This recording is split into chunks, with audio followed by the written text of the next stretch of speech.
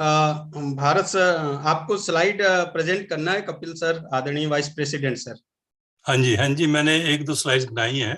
तो अगर लेकिन भारत सर को फिर स्लाइड रिमूव करके वापस जुड़ना होगा थोड़ी देर बाद। कोई प्रॉब्लम तो यदि नहीं हो तो सर ऐसा किया जा सकता है, या लास्ट में हम सर का वक्तव्य ले लें।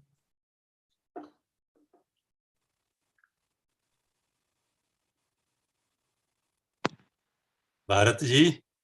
हाँ जी, बोलिए। क्या बोलते हो? जो आपको ठीक लगे। मेरे को तो सब ठीक है, जो भी अच्छा, आपको ठीक लगे। ठीक है सर, हम प्रारंभ करते हैं। ठीक है।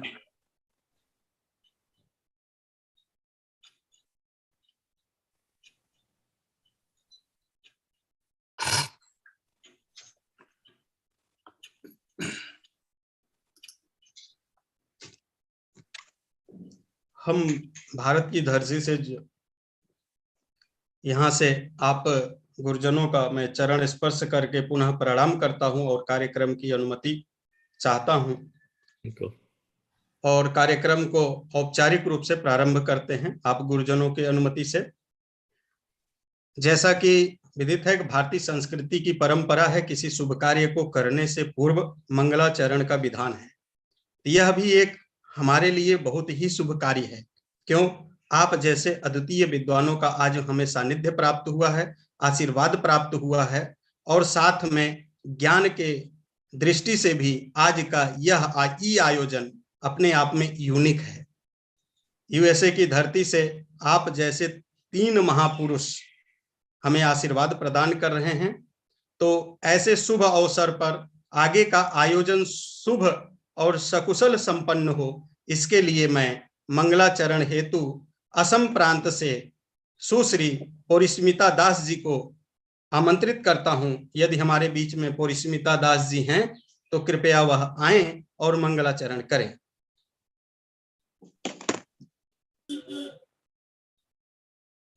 हेलो जी, आवाज आ रही है परिस्मिता जी? जी सर, गुड मॉर्निंग सबको। मैं इस मंच पर उपस्थित सबको मैं सुप्रभात बोलती हूँ। आप लोग का दिन शुभ जाए। अभी मैं मंगलाचरण बात करने जा रही हूँ। ईशावास्यमिदं सर्व यत्किंच जगत्तं जगत् तेन तक्तेन भुञ्जीथा मा कश्चित् धनम्। धन्यवाद। मैं छात्रा हैं ग्रेजुएशन की, असम प्रांत में संस्कार वाहिनी से जुड़ी हुई हैं सर, और इस छात्रा को आप सब आशीर्वाद प्रदान कीजिएगा। संस्कार वाहिनी अपने छात्रों को दिन ब दिन आगे बढ़ने के लिए प्रेरित कर रहा है, तो ऐसे छात्रों को भी आप आशीर्वाद दें और प्रेरित करें कि यह जीवन में आगे बढ़ते रहें। पुनः मैं भगवान शिव और पार्वती को याद करते हुए उनके श्री चरणों में वंदन करते हुए वागर्था विव संपृक्तौ वागर्थ प्रतिपत्तये जगतः पितरौ वंदे पार्वती परमेश्वर। मैं आप गुरुजनों के स्वागत के लिए मैं असम प्रांत से सुश्री उपासना शर्मा जी को आमंत्रित करता हूं कि स्वागत गीत के माध्यम से आप समस्त गुरुजनों का जो यूट्यूब के माध्यम से और जूम के माध्यम से जुड़े हुए हैं उनका स्वागत करें। सुश्री उपासना शर्मा, आप शोधक छात्रा हैं असम में, गुवाहाटी यूनिवर्सिटी से संस्कृत विभाग से। आप आएं और स्वागत गीत के माध्यम से आदरणीय गुरुजनों का स्वागत करें। उपासना जी। जी नमस्ते। नमस्ते। प्रणति भावर व्याहरामः स्वागतं शुभवन्दनम्। प्रणति भावर व्याहरामः स्वागतं शुभवन्दनम्।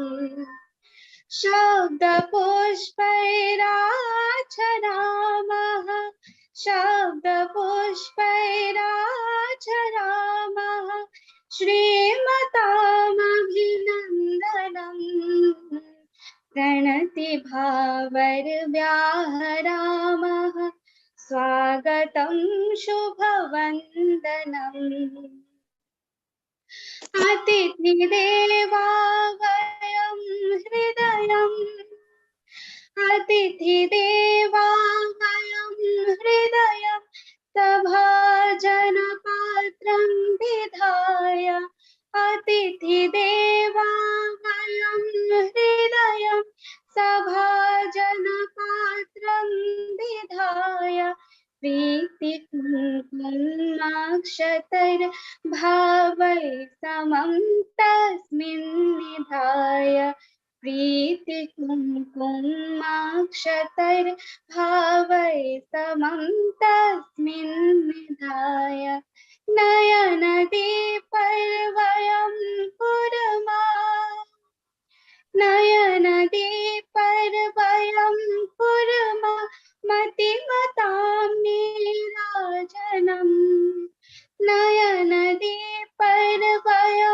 कुर्मा मतिमतां नीराजनम् प्रणतिभावैर्व्याहरामः स्वागतं शुभवन्दनम् प्रणतिभावैर्व्याहरामः स्वागतं शुभवन्दनम् प्रणतिभावैर्व्याहरामः स्वागतं शुभवन्दनम् स्वागतं शुभवन्दनम् स्वागतं शुभवन्दनम्। बहुत बहुत आभार। आप गुरुजनों को मैं यह भी सूचित करना चाहूंगा कि उपासना जी पिछले 2 वर्षों से हमसे असम प्रांत में जुड़ी हुई हैं, ग्लोबल संस्कृत फोरम परिवार की अद्वितीय सदस्य हैं और यथासंभव परिवार में आपका सहयोग प्राप्त होता रहता है। मैं गुरुजनों को आमंत्रित करने से पूर्व एक सूचना देना चाहता हूं। श्री किशोर शास्त्री सर, डॉक्टर ब्रजेश कुमार जी, हमारे यहाँ 100 संख्या पूर्ण होने वाली है। आप सब YouTube लाइव के लिंक को व्हाट्सएप ग्रुप में प्रेषित कर दें, जिससे आज के इस ज्ञान को प्राप्त करने से हमारे कोई भी संस्कार वाहिनी के सदस्य या गुरुजन वंचित ना रह जाएं। उनसे निवेदन करें कि हमारी क्षमता जूम की 100 है जो पूर्ण हो चुकी है। अन्य गुरुजन YouTube लाइव के माध्यम से जुड़े। आगे आज हमारा परम सौभाग्य है कि हमारे बीच में अद्वितीय गुरुजनों का संयोग प्राप्त हुआ है। ऐसे गुरुजन मैं 2 लाइन में कहना चाहता हूं। ज्ञान शक्ति समारूढ़ा, ज्ञान शक्ति समारूढ़ा, तत्व माला विभूषितः, भुक्ति मुक्ति प्रदाता चा, तस्मै श्री गुरुवे नमः, तस्मै श्री गुरुवे नमः। ऐसे गुरुजन जो ज्ञान शक्ति से परिपूर्ण हैं, हमारे बीच में जो आज गुरुजन उपस्थित हैं, निश्चित तौर पे वह अपने क्षेत्र में अद्वितीय ज्ञान से परिपूर्ण हैं। मैं कह सकता हूं इनके ज्ञान को मैं अगर कहूं, ओम पूर्णमदः पूर्णमिदं पूर्णात् पूर्णमुदच्यते पूर्णस्य पूर्णमादाय पूर्णमेवावशिष्यते, ज्ञान से परिपूर्ण गुरुजन हमारे सम्मुख आज उपस्थित हैं। मैं कहना चाहूंगा कि इनसे कितना भी ज्ञान हमें प्राप्त हो जाए, फिर भी यह ज्ञान शक्ति पूर्ण रूप में हमारे सम्मुख जो उपस्थित हुई है, ऐसे गुरुजनों का मैं चरण वंदन करता हूं। मैं ऐसे गुरुजन के क्रम में सर्वप्रथम आज हमारे मुख्य अतिथि के रूप में उपस्थित प्रोफेसर कपिल मेहता सर को आमंत्रित करने से पूर्व 2-4 लाइन आदरणीय सर के बारे में मैं कहना चाहता हूं। हमारा परम सौभाग्य है कि ग्लोबल संस्कृत फोरम के अंतरराष्ट्रीय उपाध्यक्ष के रूप में, इंटरनेशनल वाइस प्रेसिडेंट के रूप में जब मैंने सर से निवेदन किया था ईमेल के माध्यम से, सर ने सहर्ष स्वीकार किया और सिर्फ स्वीकार ही नहीं किया, बीच बीच में व्हाट्सएप के माध्यम से हमें परामर्श भी देते रहते हैं कि संस्कृत भाषा और संस्कृति के लिए क्या उत्तम है, किस मार्ग पर चलना चाहिए, ऐसे मार्ग को प्रशस्त करते रहते हैं। आज मंच परिवार यदि जिस स्थिति में कार्य कर रहा है, जिस ऊंचाइयों पर है, उसके पीछे आप गुरुजन का ही आशीर्वाद है। आप पीजीआई चंडीगढ़ में ट्रेनिंग पूर्ण करने के पश्चात 1981 में यूएस की धरती पे आपने कदम रखा। अभी हाल में ही आप प्रोफेसर एक्सपेरिमेंटल थेराप्यूटिक्स पद से यूनिवर्सिटी ऑफ टेक्सास से सेवानिवृत्त हुए हैं। वर्तमान में आप एडजंक्ट प्रोफेसर के रूप में university of Maryland school of medicine Baltimore में सेवाएं प्रदान कर रहे हैं। आप अपने टेक्सास यूनिवर्सिटी में कार्य के दौरान जो 35 वर्षों का एक लंबा कार्य रहा है, उसमें आपने कुछ ऐसे अद्वितीय कार्य कैंसर के क्षेत्र में किए हैं जो आज यूनिक हैं। आप दर्जनों से अधिक यूएस पेटेंट प्राप्त करता हैं। आपके द्वारा कुछ ऐसी खोजें की गई हैं जो आज क्लिनिकल के क्षेत्र में मददगार साबित हो रही हैं। आपके 180 से अधिक रिसर्च पेपर हैं, 5 से अधिक किताबें हैं और आप 2 बायोटेक्निकल कंपनी में कंसल्टेंट के रूप में कार्य किए हैं। ऐसे अद्वितीय आज के हमारे मुख्य अतिथि और ग्लोबल संस्कृत फोरम के वाइस प्रेसिडेंट सर को इंटरनेशनल आमंत्रित करता हूं, आए हमें 5 मिनट 10 मिनट के लिए आशीर्वचन प्रदान करें। बहुत बहुत धन्यवाद डॉक्टर साहब। If you can allow me to share the screen, I have a couple of slides, so I can go straight to that. Yes, sir. You are co-host. You can now. हाँ जी।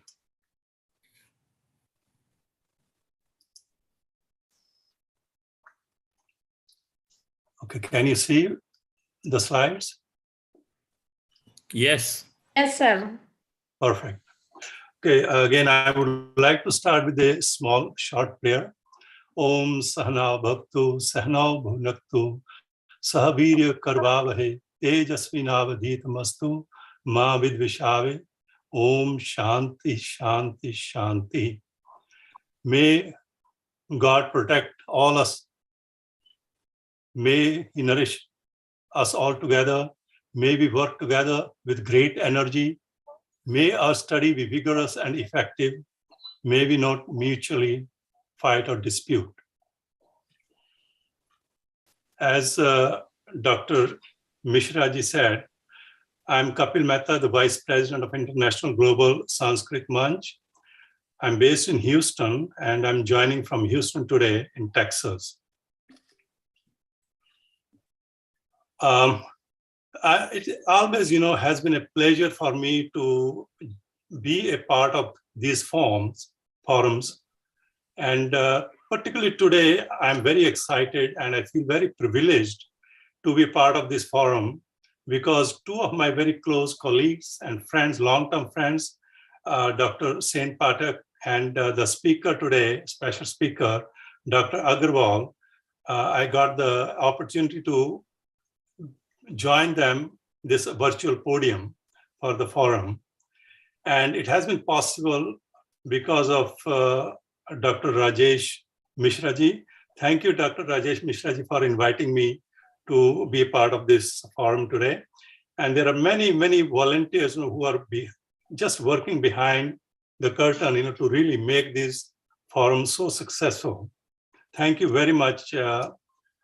And I would like to highlight some of the accomplishments जो कि global Sanskrit मंच में इन थोड़े समय में 5 या 6 साल में accomplish किया है. With all means, I think this has been a great accomplishment for any young organizations like Global Sanskrit Manch.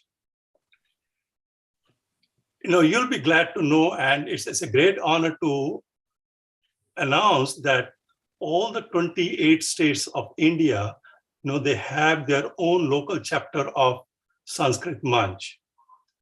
And they are doing a lot of work, to promote the Sanskrit language and the Sanskriti of India, which I think is very important in these times. So 2 particularly I would like to mention is the Sanskar Vahini. As you said, you met a couple of young members of this organization who are really kind of learning a lot about the Sanskriti and the Sanskrit language. And it's a great job. I think we need to train and educate our youth in this direction so that they can make great citizens and human beings and contribute to the society in some or the other form. और दूसरा जो है वो विदुषी समूह है जिसमें कि बहुत intellectuals मिलकर they are trying to promote the language Sanskrit and the Sanskrit literature and Sanskrit जो हमारी सभ्यता है उसको प्रमोट करने का बहुत ही अच्छा काम कर रहे हैं उस डायरेक्शन में. Now this organization has, which is incredible, in such a short time, they have organized about 700 programs, which include many workshops, international and national webinars and seminars related to different topics, which could be of potential interest and benefit to many people who are joining these webinars and seminars. Last year, the organization came up with a peer-reviewed inaugural issue of the journal. It's called Pratipati. I have given actually a picture here, and there were many beautiful articles related onto the Sanskrit language and the Sanskriti, the traditions of India, ancient India.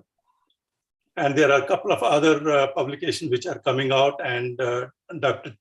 Rajesh Chopra just told me this morning that they are planning to organize the first international conference in Delhi in May 2022. We look forward actually to that, and I'm sure a lot of people are looking forward to that, to be a part of this. So congratulations, and I would like to thank many volunteers who are really working very hard, and that has made this young organization to really accomplish so much in such a short time. So congratulations to all of you, and thank you very much on our behalf and on behalf of the organization to really for your hard work in this direction.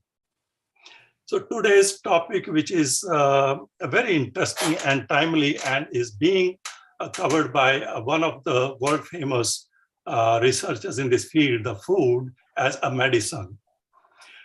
हमें अपने scripture से अच्छी तरह मालूम है कि जो हमारा खाना है उसकी कितनी इम्पोर्टेंस है to keep our body healthy, and if our body is healthy, our mind would be healthy and our soul would be healthy. So this is very important. It was a kind of holistic way to stay healthy by consuming the right kind of food, and there are a lot of literature on this in our scriptures.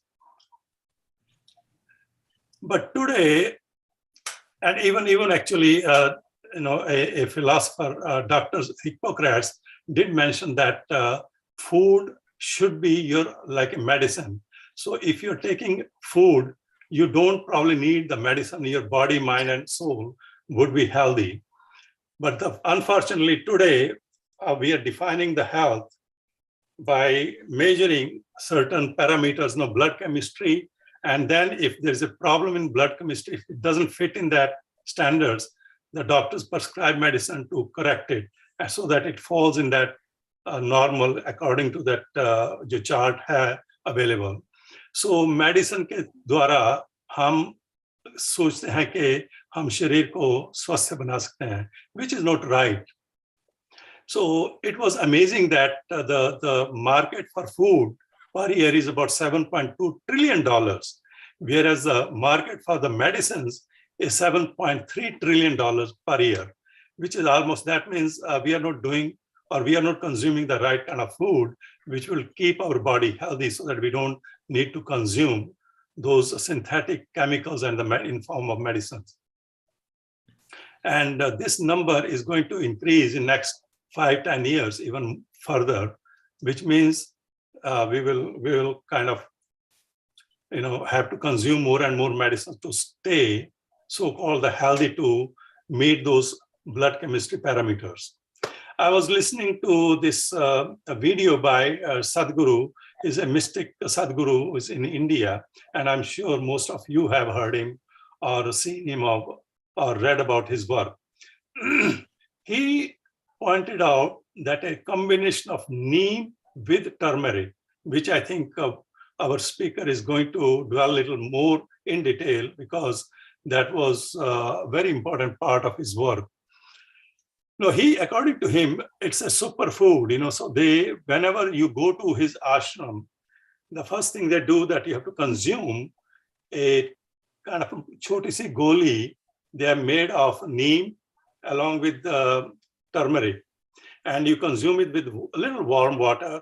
And according to him, it provides a very directed energy to the body. So you can direct your energy whatever way you want to direct it, whether it's a work or it's a meditation or it's any field you can direct. So he is a very, very strong supporter of this neem and turmeric to consume in the morning. As we all know that our body is composed of 5 layers, and the outermost layer, जो हमारी physical body है, it's called Annamaya Kosha, as suggested by the name. It's basically we are accumulating the into our body, and that's what basically is the body is composed of. Whatever we consuming, it goes into that Annamaya Kosha. And if your Annamaya Kosha is healthy, then your Vijnanmaya Kosha, and because they're all interconnected, so all the way up to Anandamaya Kosha, you can be very a pleasant person and will always be in a state of blissfulness. So right kind of food is very important, and there are different kind of memories in our body which are all programmed.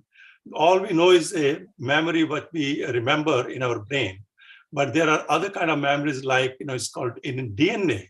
So DNA memory is hidden.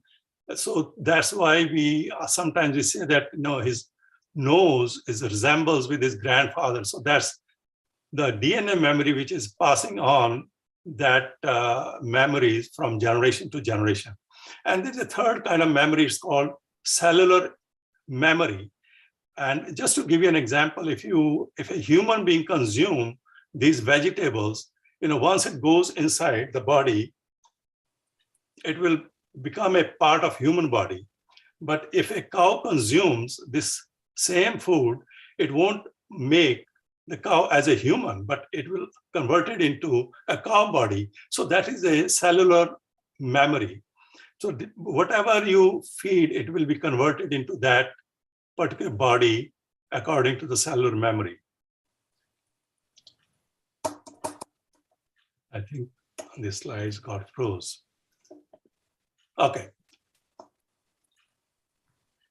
So according to our scriptures, the meat eating is strictly prohibited, and it is not unnatural. It's a unnatural food, but also it causes detrimental effects on our body and soul.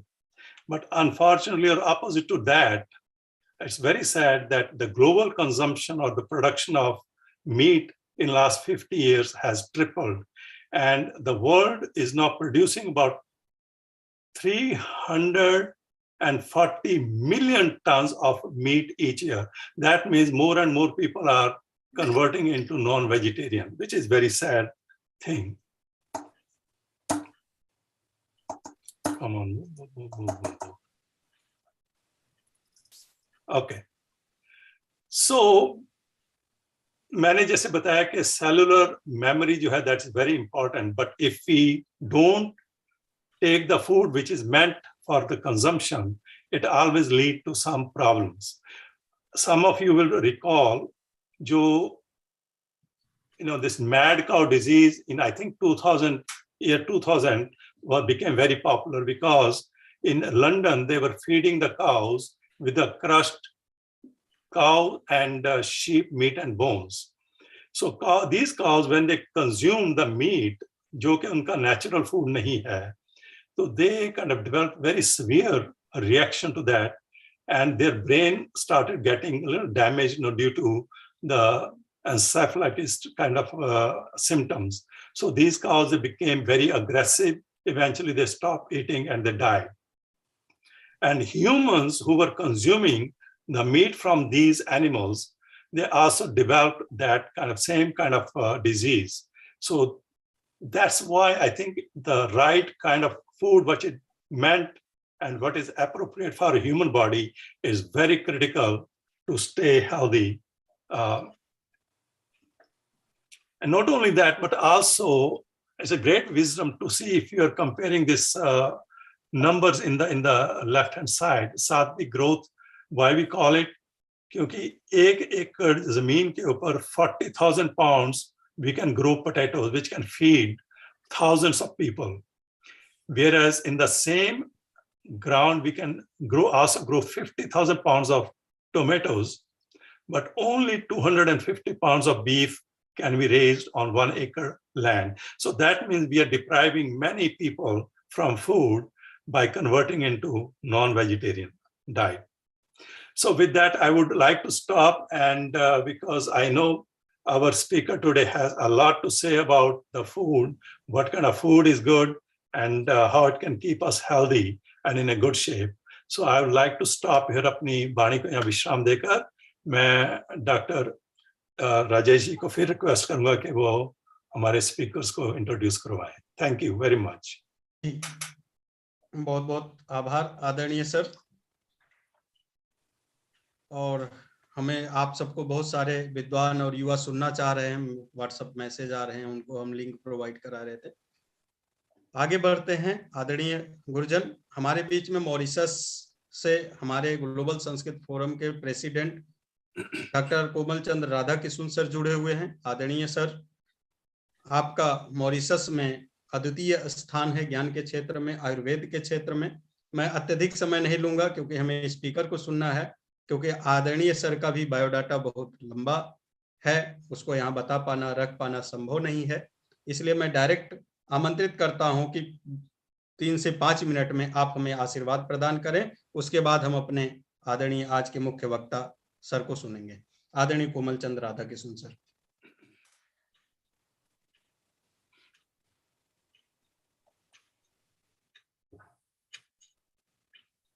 Sir unmute कीजिएगा. मैं एक link भेजा हूं आपको, उस पर click कर दीजिए सर. Yes yes sir. अच्छा, आप सभी को नमस्ते. मैं शुरू करूंगा. आज का जो टॉपिक है आज फूड एंड स्पाइसेस पर है, जो आज का मुख्य वक्ता जो बताएंगे किस तरह से फूड और स्पाइस हमने जीवन में स्पाइस डाल सकते हैं फूड के द्वारा. तो यजुर्वेद में एक भोजन का मंत्र है, उससे मैं शुरू कर रहा हूँ. ओम अनपत्ते अनस्य नो दे ना मी वस्य शुष्मिना प्रप्रदातारम तारिशम ऊर्जा नो देहि द्विपदे चतुष्पदे. इसका अर्थ ये होता है, O Lord, the giver of food, may thou provide us with healthy and energy-producing food. Great happiness, or grant happiness to those that give food in charity. May all living beings be blessed with energy-giving food. आप सभी को मेरे तरफ से अभिवादन और बहुत बहुत बधाई. ग्लोबल संस्कृत फोरम दिल्ली के सेक्रेटरी श्री राजेश कुमार मिश्र जी, आज के मुख्य वक्ता प्रोफेसर भारत अग्रवाल, प्रोफेसर सेन पाठक तथा प्रोफेसर कपिल मेहता, जिनको हमने अभी सुना. I will go directly क्योंकि the topic today is about food, how we're going to add spices in your life with food. So I go very briefly about spices. You know, spices have been valued as gold in certain time period. In fact, it was spices that attracted the Europeans to come to India, and the spice trade was a big trade of for the whole European people. Food as medicine and add spices to your life. हमारे वेद में food को औषध कहा गया है. और one thing, the health benefits of spices that our learned speaker Professor Agrawal will say about healthy. Let's generalize a bit. It's aromatic normally, digestive, it promotes health, painkiller, eliminate free radicals, tonify the body, increase immune system mechanism, improves retentive power, mind and concentration. It's a blood purifier and acts as a filter to eliminate harmful toxin, fats molecules in the body, and it is one of the most trusted home remedies. Normally, these spices are plants which are used, namely seeds, flowers, inflorescence, resin, rhizome, whole plant, bark, fruit, bulb, and essential oil. And as per the dosage is normally can be used dry or can be used as crude or wet. And normally essential oils are also extracted from the spices. And one main thing we use the spices as can be used direct use, just like soap, you can use directly. Decoction, you can use methi, and cold and hot infusion of haldi can be used, and cooking additives, you all know haldi, jeera, etc. are used. So there are many spices that add lives to our life, healthy food. And I wish you good luck, and mainly on what haldi, which is now very, very common and the spice of choice for all the people. And along with haldi, we have jeera, cumin seed, we have methi, fenugreek, asafoetida, hing, we have black pepper, etc., etc. And so I wish you good luck, and we hope we're going to be blessed by the nice words of Professor Agrawalji. And I thank every one of you. Thank you very much. Thank you very much. Thank you. वारिधि जी, आप अपने आप को mute करके रखें, अन्य विद्वान भी mute करके रखें। बहुत बहुत धन्यवाद परम आदरणीय सर। मैं आपके बीच में जो गुरुजन हैं, श्रोता गुरुजन हैं, छात्र हैं, उनके बीच में और वक्ता गुरुजन के बीच में ज्यादा बाधा न बनते हुए अब मैं आज के प्रमुख वक्ता प्रोफेसर भारत अग्रवाल सर का चरण स्पर्श करते हुए आमंत्रित करूंगा। इससे पूर्व मैं आदरणीय सर का औपचारिक संक्षिप्त परिचय देने के लिए डॉक्टर हिमाद्री शर्मा को आमंत्रित करता हूं। आए आप और प्रोफेसर भारत अग्रवाल सर का संक्षिप्त में परिचय दें। मैं पढ़ रहा था सर का बायोडाटा, उसको पढ़ेंगे तो शायद यह पूरा जो लेक्चर है या उसी में बीत जाएगा। तो हिमाद्री जी, आप आए और संक्षेप में आदरणीय गुरु जी का परिचय हमारे गुरुजनों के सम्मुख उपस्थापित करें। Good morning to you all. First of all, my gratitude and respect to each and everyone present here. Myself, Himadri Sharma, and I'm going to give a very brief introduction about our today's special speaker, Professor Dr. Bharat Bhushan Agrawal sir. It is a very heavy responsibility for me to give an introduction of such an eminent scholar, scientist like Professor Bharat Bhushan Agrawal sir. Still, I'm taking the risk, and my sincere apology if I make any kind of mistake. Professor Dr. Bharat Bhushan Agrawal sir is an Indian-American biochemist. His research has been in the areas of cytokines, the role of inflammation in cancer and anti-cancer effects of spices and herbs. Sir was a professor in the Department of Clinical Immunology, Bioimmunotherapy, and Experimental Therapeutics at University of Texas, MD Anderson Cancer Center in Houston, Texas. Sir holds a Bachelor of Science degree from the University of Delhi in 1970, a Master of Science degree from Banaras Hindu University in 1972, and a Doctor of Philosophy degree from the University of California, Berkeley in 1977. Sir completed a postdoctoral fellowship at the University of California, San Francisco, and was employed as a scientist at Genentech from 1980 to 1989, where his team characterized the cytokines TNF-alpha and TNF-beta.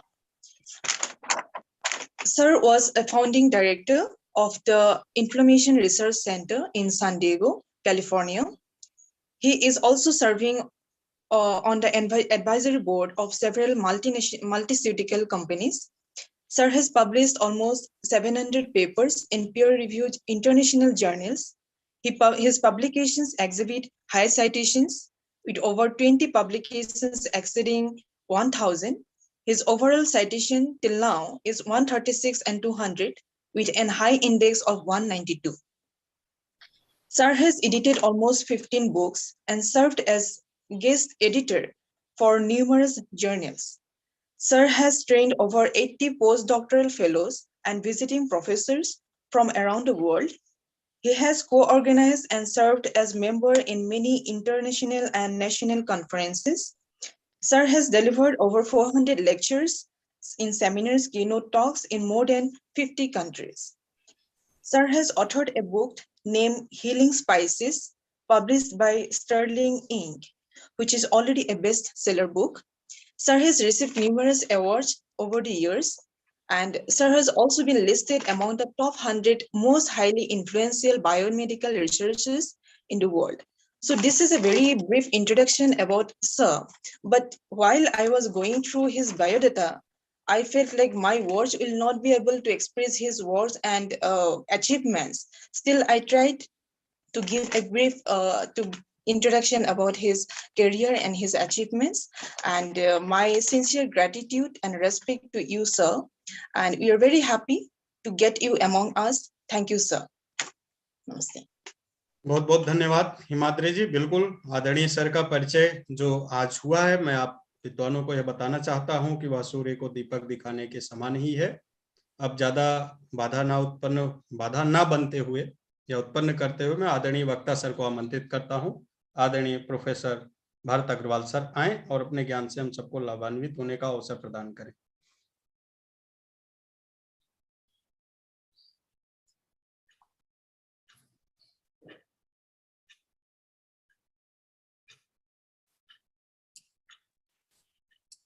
Sir,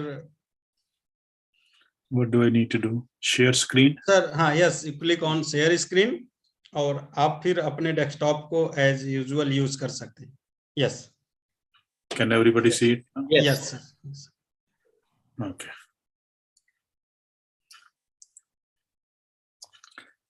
Is everything clear? Can everybody hear me? Yes, yes. Good, good. Well, first of all, I would like to thank the organizers, especially Dr. Rajesh Kumar Mishra, for giving me this opportunity. And even before that, I would like to thank Dr. Kapil Mehta, because if it was not for Kapil Mehta, I will not be here. So it is him who apparently contacted Dr. Rajesh Kumar Mishra. So that's why I'm here today to share with you some of the research that we've been doing over the years. So the title, as you can see today, is Food as Medicine, and add spice to your life. So I tell people in a very simple wording, and that is that it is the mother that brings us in this world. If it was not for mother, we will not be here. And then it is a mother nature that looks after us. So when it comes to medicine, most medicines, they are derived from mother nature. So until 1960, virtually every medicine known to man was derived from mother nature. And it is 1960 when they started using chemicals as drugs. And that became a pharmaceutical. So what used to be nutraceutical became pharmaceutical. And the idea is to make money, and that's where they can make maximum amount of money. So I'm going to give you a lot of examples today that where Mother Nature is there to look after us. And I have talked to a lot of medical doctors about all this. And this is regular medical doctors here in America, and given a lot of talk to American Association of Physicians and so forth. And they were very frank, very open, that whatever I'm saying, they will never ever give it to the patients. However, if they themselves get sick, they will take it. But they will never give it to the patients. And they were very frank, very open. So I'm going to tell you a lot about spices. I'm going to tell you a lot about Ayurveda. and a lot of fruits, vegetables, and all of that. So the question is, how did we get into it? And as you heard earlier, that I happen, some of you may have heard of a guy called Steve Jobs. So Steve Jobs is a guy who started a company called Apple. And he had a friend, Bob Swanson, who started a company called Genentech. And they both were class fellows, and they both came from Harvard, and they both moved to San Francisco, and they both started a company at the same time. One started Genentech, other started Apple. And within a week after I happened to join that company, Genentech, and I was one of the very first few hires. And within a week after I joined that company, Bob Swanson comes to my office and said, Bart, he could not say Bharat. He said, Bharat is too difficult. Can I call you Bart? And Bart in San Francisco means Bay Area Rapid Transit. So he is the one who gave me name Bart. And since then, people call me Bart. They cannot say Bharat. So anyway, so he said, Bart, I want you to find a cure to cancer. I said, wait a minute. I don't even know how to find a cure to cancer. I don't even know how to spell cancer. I never worked on cancer. He said, that's why we hired you. That's why we want you to start from scratch to find a cure to cancer. So we started working on it. And the amazing thing is both Bob Swanson and Steve Jobs, at the end of the day, both of them died of cancer. Both of them. One died of brain tumor, other died of pancreatic cancer. So they left me to find a cure to cancer. And I came up with the first factor that will kill only cancer guy and not the normal guy. And I named it tumor necrosis factor. But that is all based upon test tubes. That is all based upon animals. And we are neither test tube nor animals. So we had to test in humans. And that's what took me to MD Anderson Cancer Center. And that's where I met Dr. Pathak. And that's where I met more closely even Dr. Kapil Mehta. So this is where I ended up. So they put our factor in the cancer patients to see if the cancer disappears. And what it did, if anything, it made the cancer worse than ever before. Should it be called tumor necrosis factor or tumor promoting factor? So it is at that time that I begin to look at the inhibitors of that particular factor. And, I happen to come from a place, Punjab. And in Punjab, there is a place called Batala, which is near the Bagha border. So my parents were immigrants who came from Pakistan in 1947. And I was the first product of India. So we had no money, nothing. And as I remember that if any time we get hurt, one of the first things that my mother will apply is haldi, turmeric. So that was the cure to a lot of things as I was growing up. So I decided to use haldi, turmeric, to see if that can block TNF and works as anti-cancer agent. So that is, at that time, there were no more than 50 papers on haldi. And now there are more than 5,000 and all that. So we found that, yes, haldi works very well, remarkably well. So then we asked spice by spice. We went almost 50 different spices, and all of them working remarkably well. And then we got into Ayurveda, that Ayurveda is a science of long life. And that has been around for thousands of years too. Question is, does Ayurveda work? And the answer is yes. So today I'm going to give you some examples of that too. So anyway, to make long story short, that we've been working on this, both Ayurveda as well as on spices. and then a lot of other fruits and vegetables. And today I would like to share all of that with you. But on one hand, I have 200 slides. And so, I don't know whether you can handle that many slides. And it will take forever, probably whole night to cover that. But I just want to tell you in one sentence that what I have learned over the years. And that is virtually every disease, virtually known to man, is caused by inflammation. Agni Devata, fire god, Agni Devata. So I'm going to try to convince you that Agni Devata plays a very important role. If fire is under control, everything is fine. If fire is out of control, everything is bad. It will burn everything. So the question is how to control the fire. And that's where Mother Nature comes in.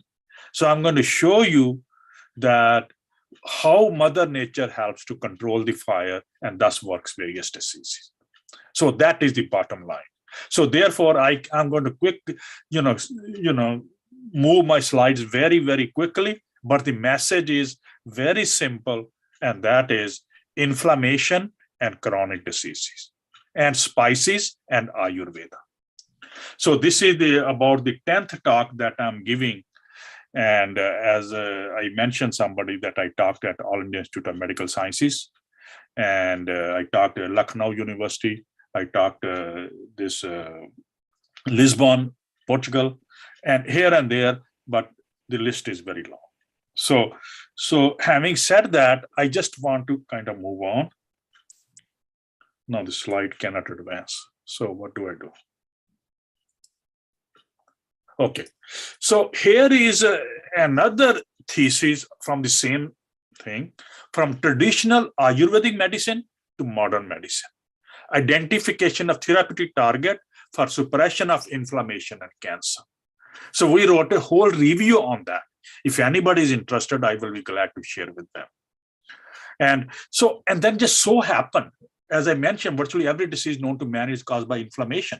So the whole issue of science, this is November 26, 2021, whole issue is devoted to inflammation. You can read it. It's that simple. And then another issue, January 11, 2013, the whole issue is devoted to inflammation.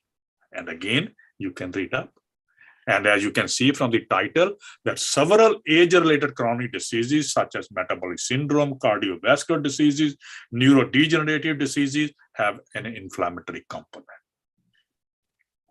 And it just so happened, right now we are living in the coronavirus time, and a lot of people have a problem with the coronavirus. And therefore, it causes a lot of isolation. People feel very lonely. And just news came in CNN, January 12th, 2022, that men living alone are at a greater risk for inflammation. Again, inflammation is playing a role. I am not saying that this is the news that is coming out. So, and even COVID-19, everything that COVID does is through inflammation. So we wrote a whole article, again, you can look it up, COVID-19, cytokines, inflammation, and spices. So spices will completely shut down the virus. Okay, and spices, especially turmeric, even binds to the receptor through which this COVID-19 works.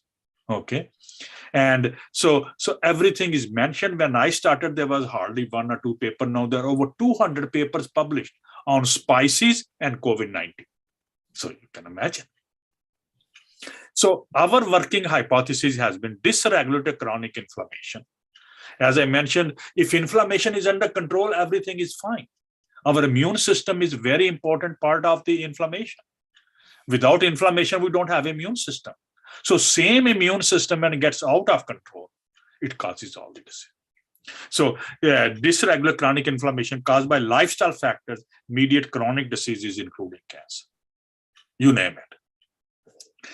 So, but, I'm living here in America, and some of us are too.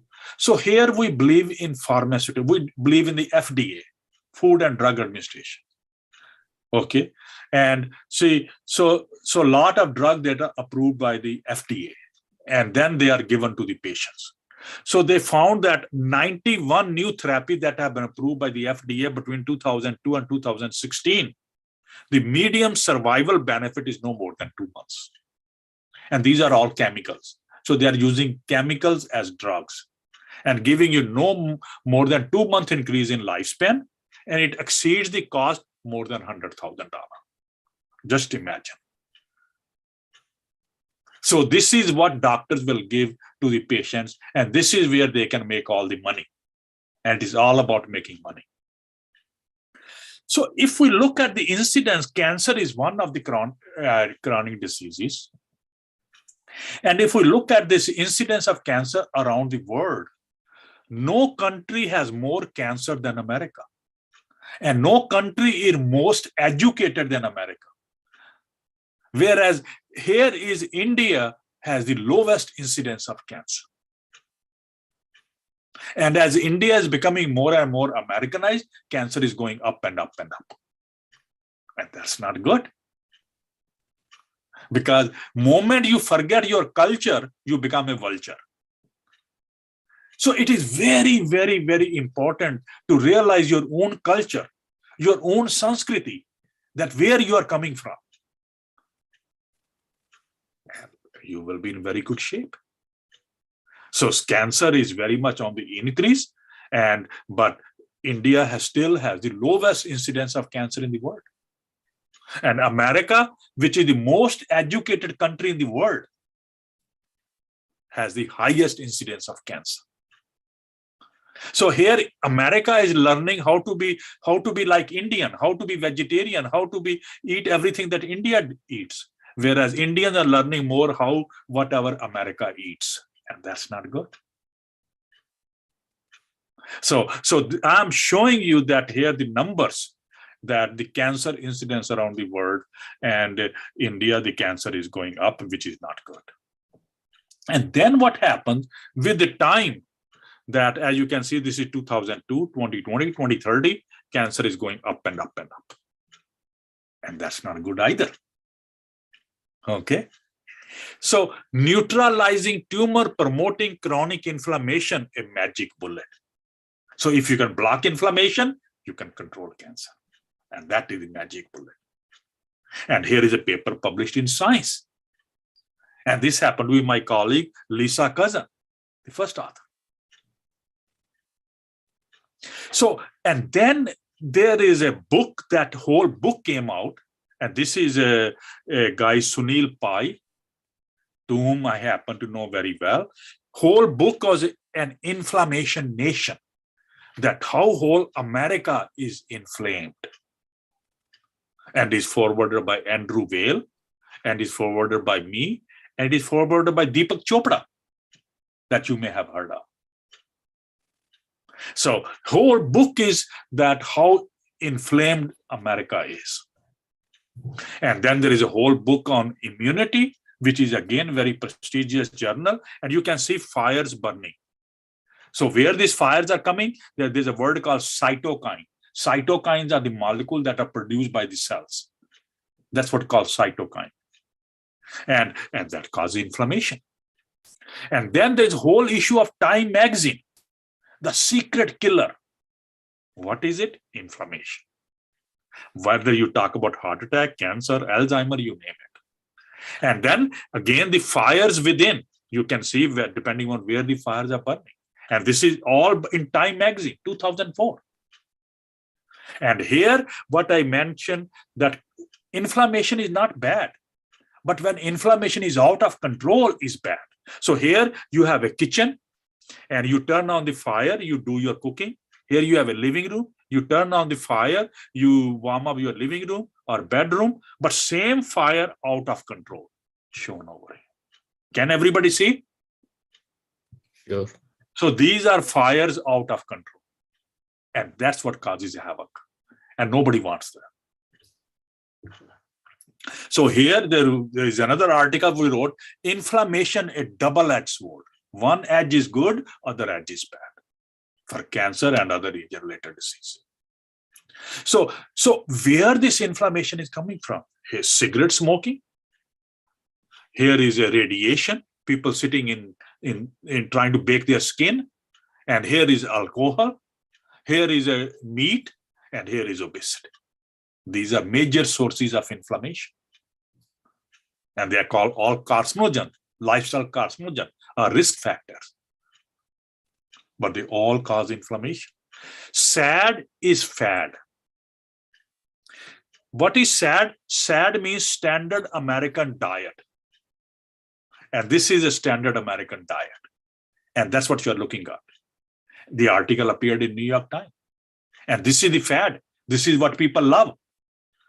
You know, this kind of hamburgers and this and that and cookies and, you know, all of that. And that is the fad. So here are various sources of inflammation. You have environmental pollutant, you have a food factor, you have a bacteria, you have viruses, you have cigarette smoking, you have a stress. People are more under stress now than ever before. So more stress you have, more inflammation.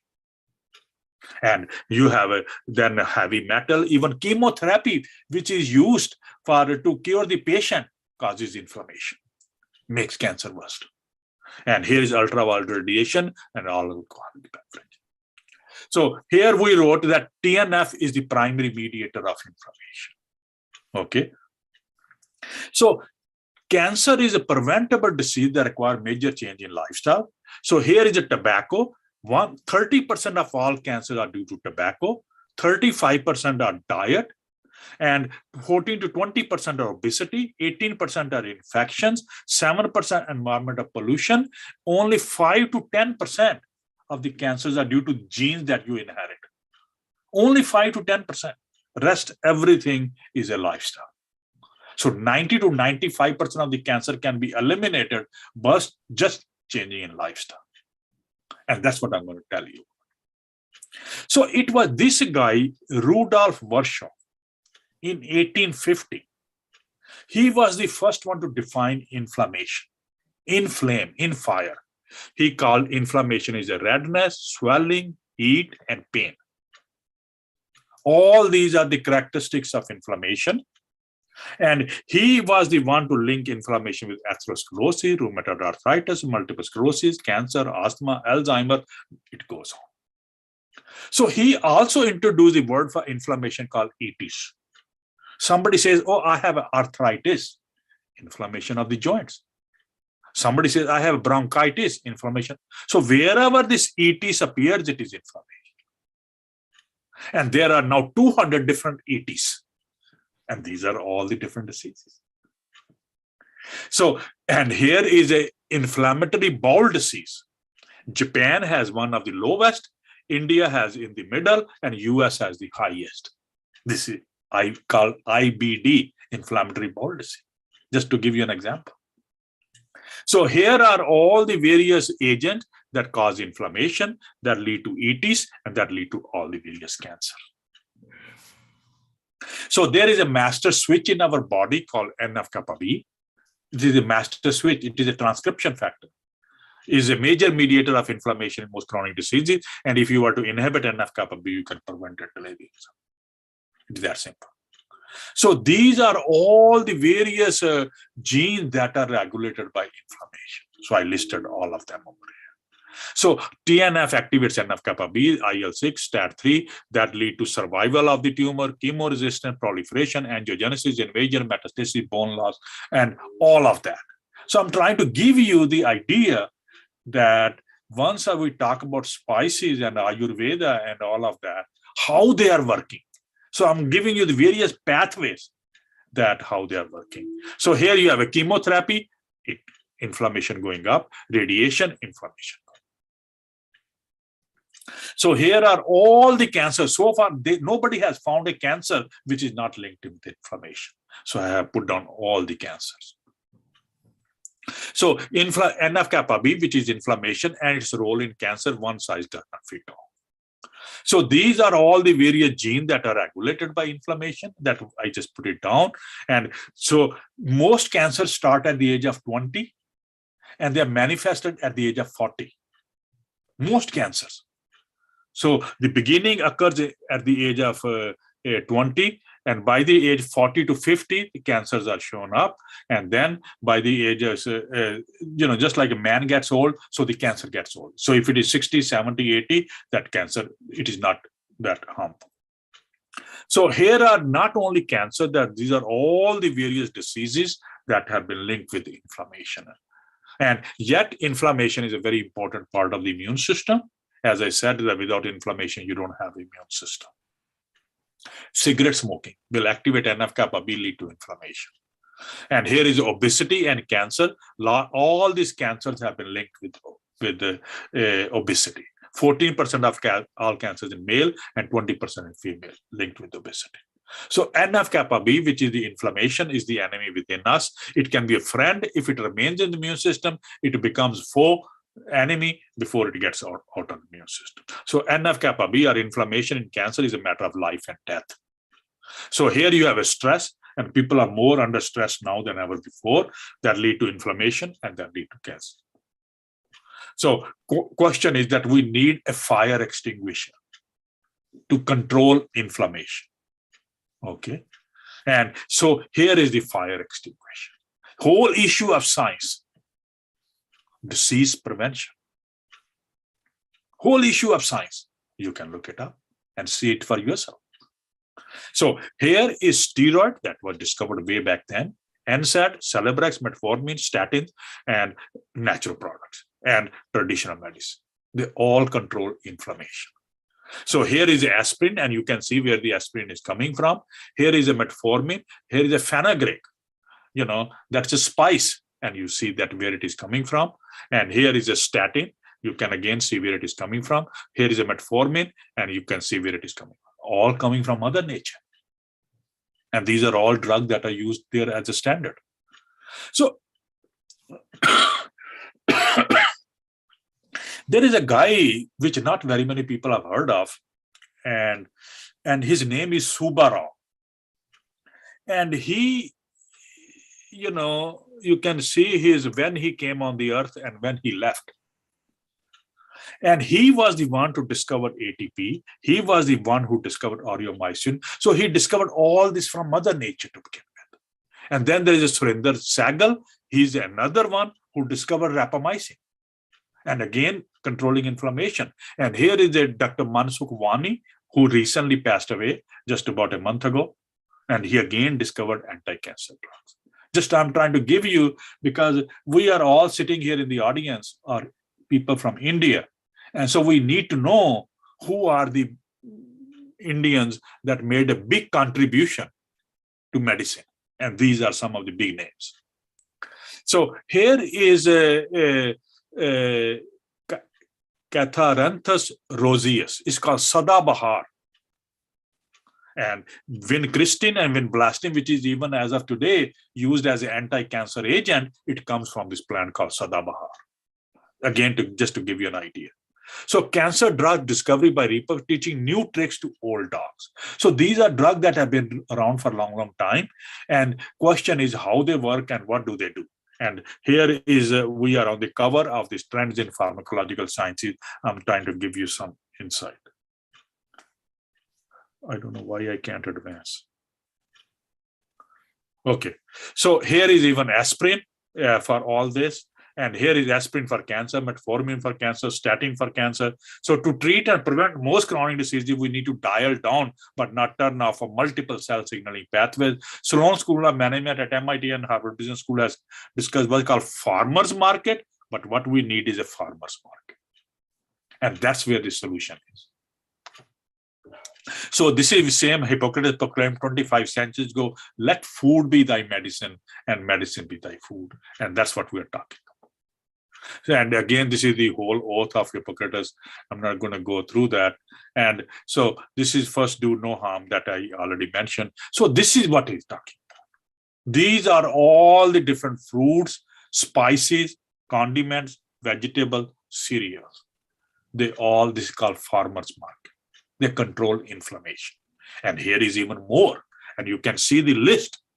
It's a huge, hundreds and thousands of them. I don't have to tell you. And here you can see all the different vegetables, all the different pulses, all the nuts, all the cereals. I mean, the variety is enormous. Okay, and they all control inflammation. And here is even gets a bigger farmers market. So we have covered a lot of this in our different reviews. If anybody is interested, can look it up. And we have listed what are the active compounds and how they are doing what they are doing.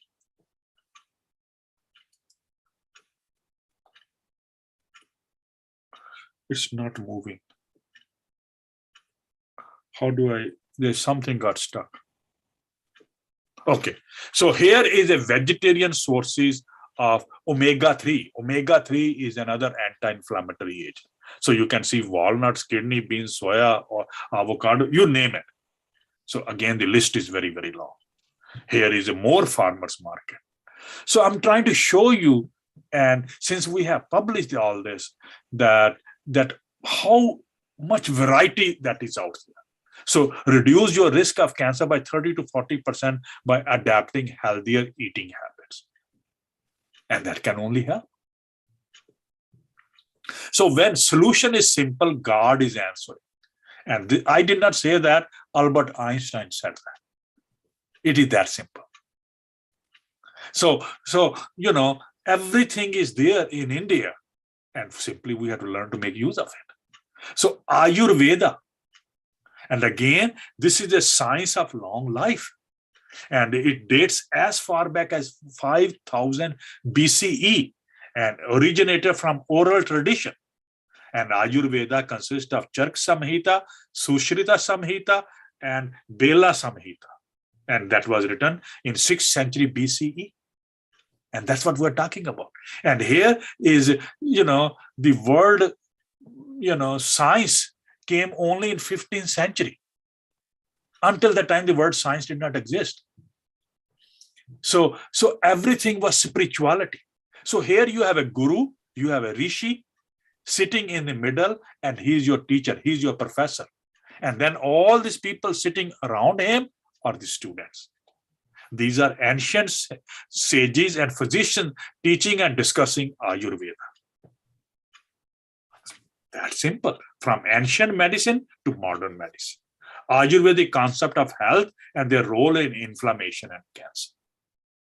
So that's what we are talking about. So you have a dosha, you know, Pitta, Vata, Kapha, and it is the imbalance between these three doshas that lead to the disease. So as long as these three doshas remain in balance, everything is under control. And we have to learn to do that.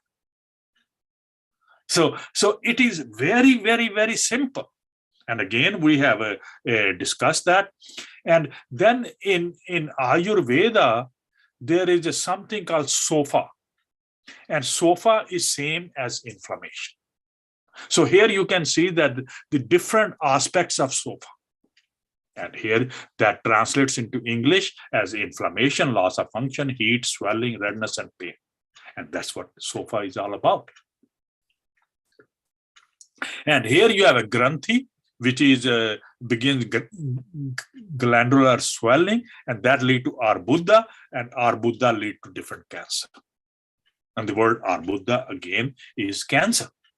And here I listed all the different cancer that it leads to.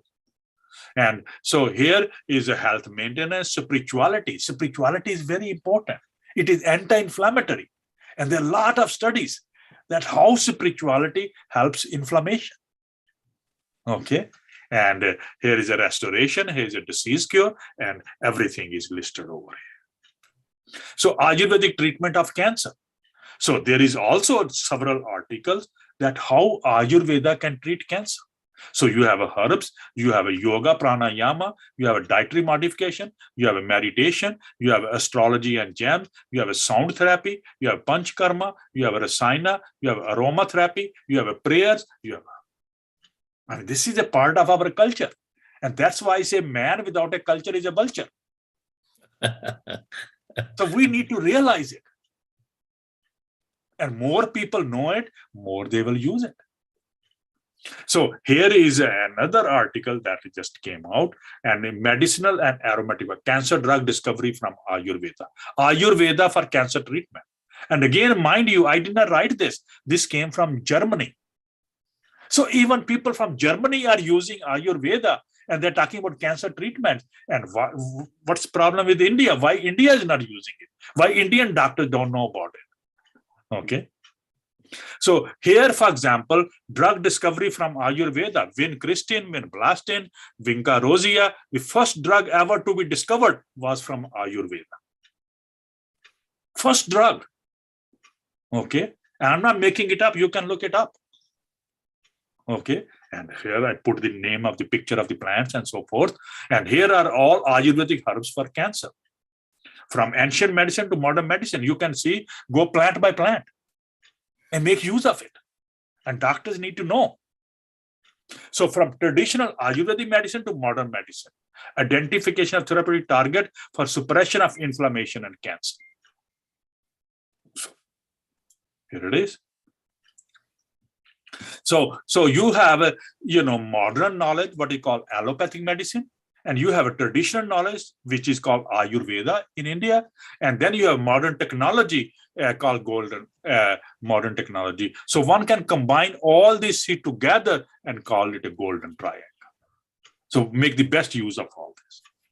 So here, for example, Amla, and here I'm talking to everybody from India, and Amla, everybody knows what is Amla. And the active compound in Amla is called ambaline. And here we showed that it completely blocks inflammation. It's very simple. And it cannot hurt you. I remember when we were kids, we will go in the morning walk and look for amla trees. And we will bring all the amlas home.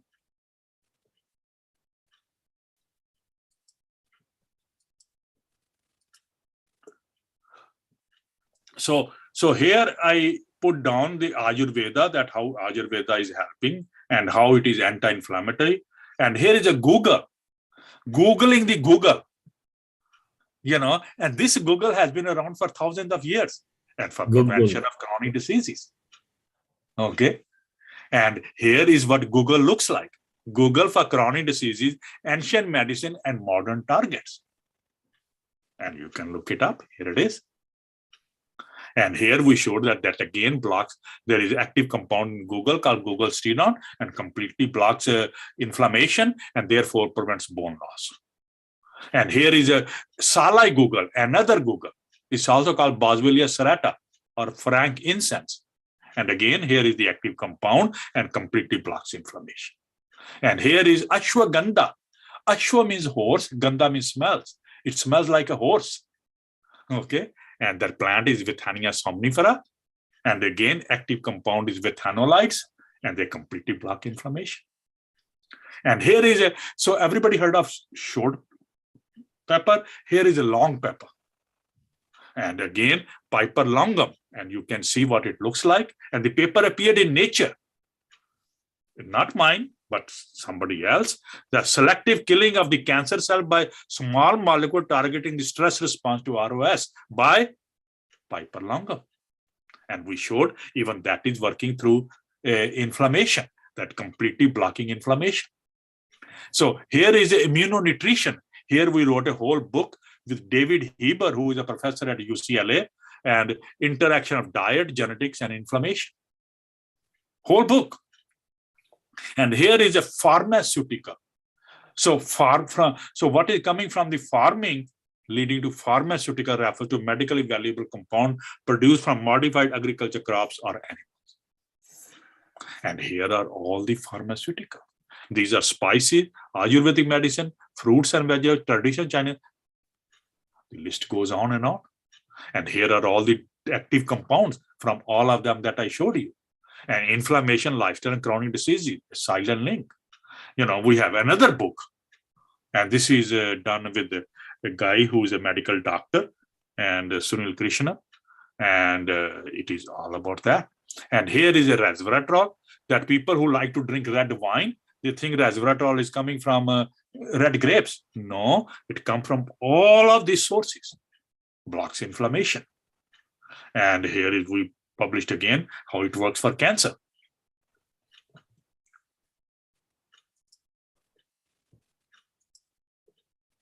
And here is indole 3-carbinol, another compound from all these vegetables, completely blocks inflammation. And you can see the vegetable. It should look very familiar to you. And here is a neem. Neem, you heard already, and its name is Azadi Raktika indica. Azadi means freedom. Drakht means tree. Tree that gives you freedom from all diseases is called neem, Azadi Raktika indica. And that's the botanical name for neem. And here is the active compound from neem called nimbolite. And this is what the tree looks like. In Sanskrit, it is called Sarav Rog Nivarani. I did not write it. This is all Rishi Muni wrote. The curer of all ailments. And neem is a tree very, very native to India. Very native to India. Okay. And so here is everything about neem. And here we publish that how neem works to modulate inflammation and how it works for cancer. And here, again, more papers along the same line. So if somebody wants to get technical, they can look it up. So here is a tocotrienol, the vitamin E of the 21st century against cancer. And so this is a tocotrienol, and this is a toco for regular vitamin E is this one. And here is another vitamin E called tocotrienol. Where it is coming from? From palm, rice, barley, oat, wheat. Okay. And then it is even more, all the different vegetables. And then I listed amount that is present on each one of them. Okay. And here completely blocks inflammation and works against cancer. And here pancreatic cancer is one of the most lethal cancer. And Steve Jobs died of pancreatic cancer. Okay. And here it is working remarkably well for pancreatic cancer. So from exotic spice to modern drugs, another paper appeared in most prestigious journal called Cell. The global demand for more affordable therapeutic and concerns about side effects of commonly used drugs are refocusing interest on Eastern traditional medicine, particularly those from India and China. Okay. And so here is chronic diseases, inflammation, and spices. How are they linked? And these are the spices. Okay. And, you know, Vasco da Gama, Christopher Columbus, and Jose Cabarrillo. Vasco da Gama discovered India, Christopher Columbus discovered America, and Jose Cabarrillo discovered California around the same time. And they were all looking for spices, all three of them. So here they found that they found spices here in America. So they started calling them Indians because they knew spices are associated with Indians. So that's why they call Indian Indians and American Indians. You know, so American Indians were the native people using spices. So this is where Vasco da Gama, he landed in Calicut on May 20, 1498. Okay, so looking for spices, and this is what he was looking for, and you can see. Okay, so they always knew India is a land of spices, and so we have a whole book called Healing Spices, and translated into multiple languages. It's already 100,000 copies are sold. Okay. We have another one, molecular targets and therapeutic uses of spices. If anybody is interested, can look it up. Okay. So add spice to your life. And this is very commonly used here in America. Curry in hurry. Spice it up. Spice queen. Spice goddess. These are the terminology used here in America. So much so, most of the American women, they are named after spices. Anise, ginger, rosemary, mace, pepper, basil, tulsi, sage, jasmine, angelica, curry, chili, tamarind. These are all names of American women. And they are all spices. So you can see that how attached they are. So we have a dietary nutraceutical as a backbone for bone health. You can look it up. Healing with spices. And these are the spices we are talking. So I don't have to tell you, you know very well. And these are more spices. And these are 50 different spices. So we have a whole articles here. That one in particular that I'm going to talk about is curcumin. It comes from haldi, from turmeric. And this is the active compound. And And I'm going to show you more about it. Molecular target of mutascore derived from dietary spices and its role in inflammation. And here is a curcumin coming from turmeric, capsaicin coming from red chili, and diacetyl coming from fenugreek, and anethol from fennel. So these are the active compounds in all different spices. I don't want to kind of go over too much. Here is a red chili, capsaicin, blocks inflammation. Here is a ginger coming, gingerol, and blocks inflammation and prevents bone loss. Here is a black cumin, blocks inflammation. Here is a fenugreek, block inflammation. Here is a fennel, block inflammation. Here is a black pepper, black inflammation. Here is a cardamom, black inflammation, and then prevents bone loss. Here is a curcumin, getting back to our roots. So curcumin is the yellow color. This is what gives the yellow color to haldi, to turmeric. So here is the root, and here is the that ginger-like rhizome, and this is dried one, and this is a powder. This is called turmeric. Okay, and here is the active compound that gives a yellow color called curcumin. And we are on the cover of one of the magazine that where turmeric in South India, they use turmeric for all kind of rituals, including weddings. And here is they use it on the food painting and all that kind of stuff. So I don't have to tell you, you already know very well. So here is a pharmacological basis of a curcumin in chronic diseases. So, and just like a Vishnu Sahasranam, there is a Haldi Sahasranam. I did not write it, Rishi Munis wrote it. Okay, and this is Haldi Sahasranam. So there is a word called Gauri, and it means reddish white turmeric. There's a word called Haridra. It is a regular turmeric. Okay. There is a word called rubber gavasa. Rubber means fat, gavasa means disappear, anti-obesity. Madhu nashini. Madhu means sugar, nashini means destroy, anti-diabetic. Ratri manika, the one that grows in the night time. Haldi is fluorescent. So Ratri manika. Pitambara dhari. Pita means haldi, ambar means clothes. The one who wears haldi stained clothes, and that's Bhagwan Krishna. The list goes on and on. And we should be very proud of it. As I said, I did not write it, Rishi Munis wrote it. Okay. So, and then virtually here I put all the different languages around the world. They have a name for haldi. And I listed all of them. Okay. So turmeric, the golden spice from traditional medicine to modern medicine. So you can look it up. And then haldi is just one of the spice. Okay. One of the, so there are 100 different kind of turmeric. 100 different kind. I was in Chitrakoot and there I found the black turmeric.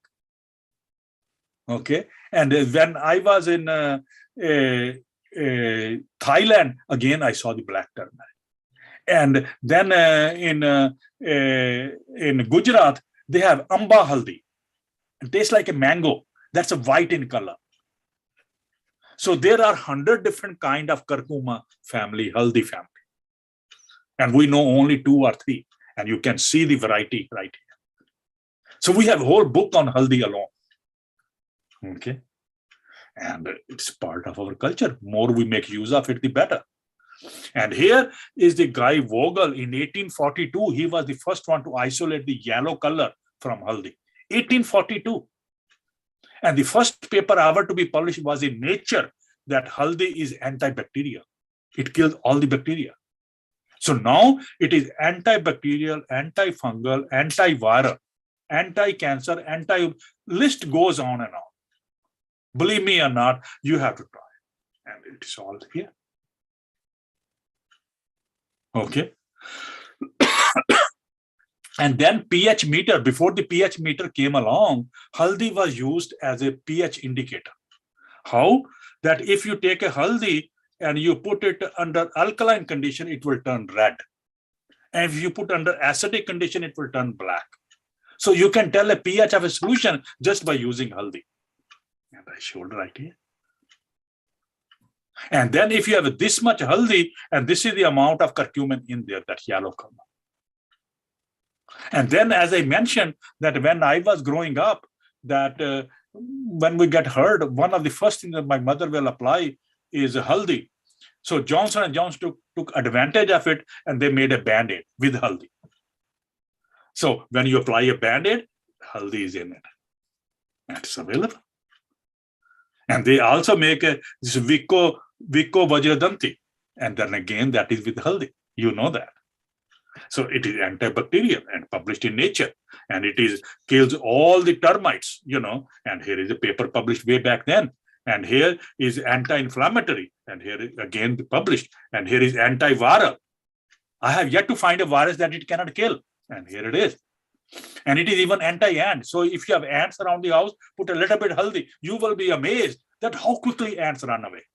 Okay. And so here is blocks inflammation. And we were the first one to publish that. And all the genes that are regulated with cancer. And here I have yet to find a cancer that haldi cannot kill. Every cancer across the board. It will not kill the normal guy, but it will kill only cancer guy. And here it is. And this is just the mechanism. And then haldi binds to, and you can see about 200 different proteins, physical binding, interacting and shutting down their function. It's all listed here. Not just one molecule. Multi-targeted. And TNF blocker inflammatory issue. And so TNF blocker, now there's a market approaching $40 billion. And here I listed 20 billion. And haldi will do the same thing. So they cannot make money out of haldi. So I can go on and on. So curcumin is orally bioavailable. A lot of people say, it's not bioavailable. The reason it is not bioavailable, because there are too many things in the body who loves haldi. So therefore it binds to anything and everything, and that's why it is not available free. So whenever people talk about bioavailability, they're looking for free. Haldi is not free. It is just bind to anything and everything, and I listed everything that it binds. But the bottom line is, you should not be looking for the binding. You should be looking for that how much do I need to take care of whatever issue I have. So here is I don't know whether you can see it, is a capsule 500 milligram. I take one in the morning and one in the evening. Okay. And so, and for everybody, we are all different. So somebody can take one, somebody can take two, somebody can. So far, nobody has come up with a toxic dose. And they tried in the University of Michigan, they went to up to 20 grams a day and they gave up. Not toxic. 100 patients. Still, I don't recommend people should take more than necessary. So you decide how much is necessary. So here is a clinical trial, that came from Hyderabad, where they took 21 patients in placebo and 23 patients here with haldi. And you can see that they were looking at inhibition of TNF, which is a primary mediator of inflammation. And you can see in the control, no effect at all. And where they gave haldi, 23 patients pre-post. Only 150 milligram twice a day, which is not much at all. And this capsule that I'm showing is a 500 milligram. Working remarkably well. No problem, no issue. Okay. And now there are 600 clinical trials that have been done. We are putting together a whole review on haldi versus curcumin based on clinical trials. And here are more clinical trials. You can see the number of patients and for how long and what it did. And here is more clinical trials. Lessons to be learned from clinical trials.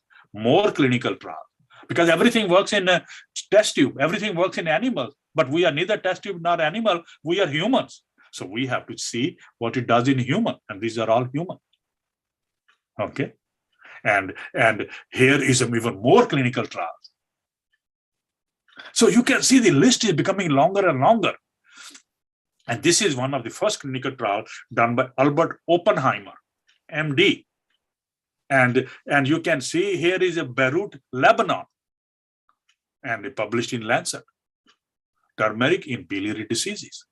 Curcumin bioavailability, how big is the problem? It is not a problem at all. And so here, just to show you where it ends up in different organs and what it does. And I was giving a talk in Poland, Bulgaria. And there, after I give my talk, a doctor comes in and shows me all his data with haldi. So here is applying topically, and you can see what it is doing. Okay. And here is for psoriasis. So there is a woman, her name is Madeline Han in UCLA. So she is applying topically for psoriasis. And you can see topical application before and after. So she changed the name of haldi to Soria Gold. And this is how she can make money. So she set up her own company based on haldi. And here is another one, psoriasis, that how it is doing the job. Here is a uveitis, another disease. Haldi completely blocks it. And here is all the data. So effect of curcumin and dietary supplementation on human gut microbiota, how it is modulated. These are, there is a guy, some of you may have heard of Deepak Chopra. So this is a paper by Deepak Chopra published in 2018 on haldi. So turmeric is at least as effective as curcumin for anti-cancer potential in mice. And here are all the different targets. And these are all the different compounds in haldi. Okay. So there are several different compounds have been identified. And I'm not here is another compound from haldi. And here is a turmeric, and even curcumin-free turmeric is as effective. So that there are 200 different compounds, and curcumin is just one of those 200. And this is all coming from haldi. So I don't want to waste your time, but just to show you that all the data is available, anybody can look it up. These slides are available to you. Anybody can make use of it. If anybody has a question, can write me. And haldi is synergistic with resveratrol, green tea, quercetin, piperine, genistein. And here is a slide that is coming from NIH, National Institute of Health. So what it is, that cancer incidence is less in spice consuming countries. So they compared India, that here is India, that where the incidence of cancer in male versus female. And here is the United States, that where the cancer of incidence in male versus female, because they don't use spices. So they compared side by side. So here is a cancer by cancer in US versus India. So they think that India, the cancer is incidence is very low, cancer death is very low because they use spices. So spicy approach to cancer treatment. And this is again coming from National Cancer Institute. Curry compound fights cancer in the clinic. And Scientific American wrote the whole article called Spice Healers. So that people use spices for healing. And here I happen to be giving a talk in Istanbul, Turkey. And there is a spice shop. They called Grand Bazaar. And this is the guy who is the owner. And this is me standing over here. And my wife is taking my picture. Why? Because in Turkish language, spices is Bharat. And my name is Bharat. So they call spices as Bharat. And you can see right there on the headline. And you only spelling just slightly different, but that is what Turkish language, it means Bharat. Okay. And haldi is a haldi, and we wrote another article. So now they have all these different kind of products which are based on haldi, and this opened up a restaurant in New York called haldi. So you can see from here the headline. They opened up a restaurant in Palo Alto, Stanford, California, called Turmeric, the golden spice. Name of the restaurant is Turmeric. So here is a turmeric cookies and turmeric latte. And so I can all the different products that are based on turmeric now that are sold in America. And I just listed over here. And again, Ayurveda for diabetes. And I put down various herbs that are used for diabetes. And all the people have combined this together and called BGR34. And one can go on Amazon and buy it. And that's the different things that are in there. So these are we organize conferences in India on nutraceutical and chronic disease. We did the first one, and that was in Goa. Then we did the second one, and that was in Guwahati. And then we did the third one, and that was in Rishikesh. And now we are doing the fourth one, and that will be in Delhi.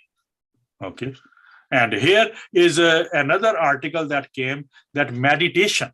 Worried about inflammation? All you have to do, these are the 9 things that you need to do to control inflammation. Meditation, peace, shanti, shanti, shanti.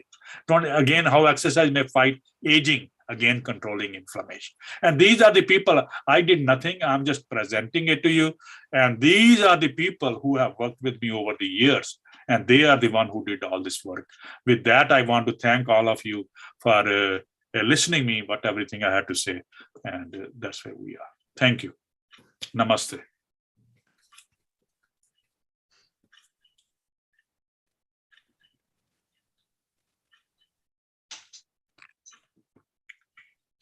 बहुत बहुत आभार आदरणीय sir. Thanking you with folded hand, dear sir.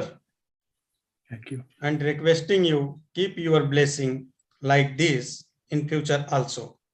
Thank you. Thanking once again, sir.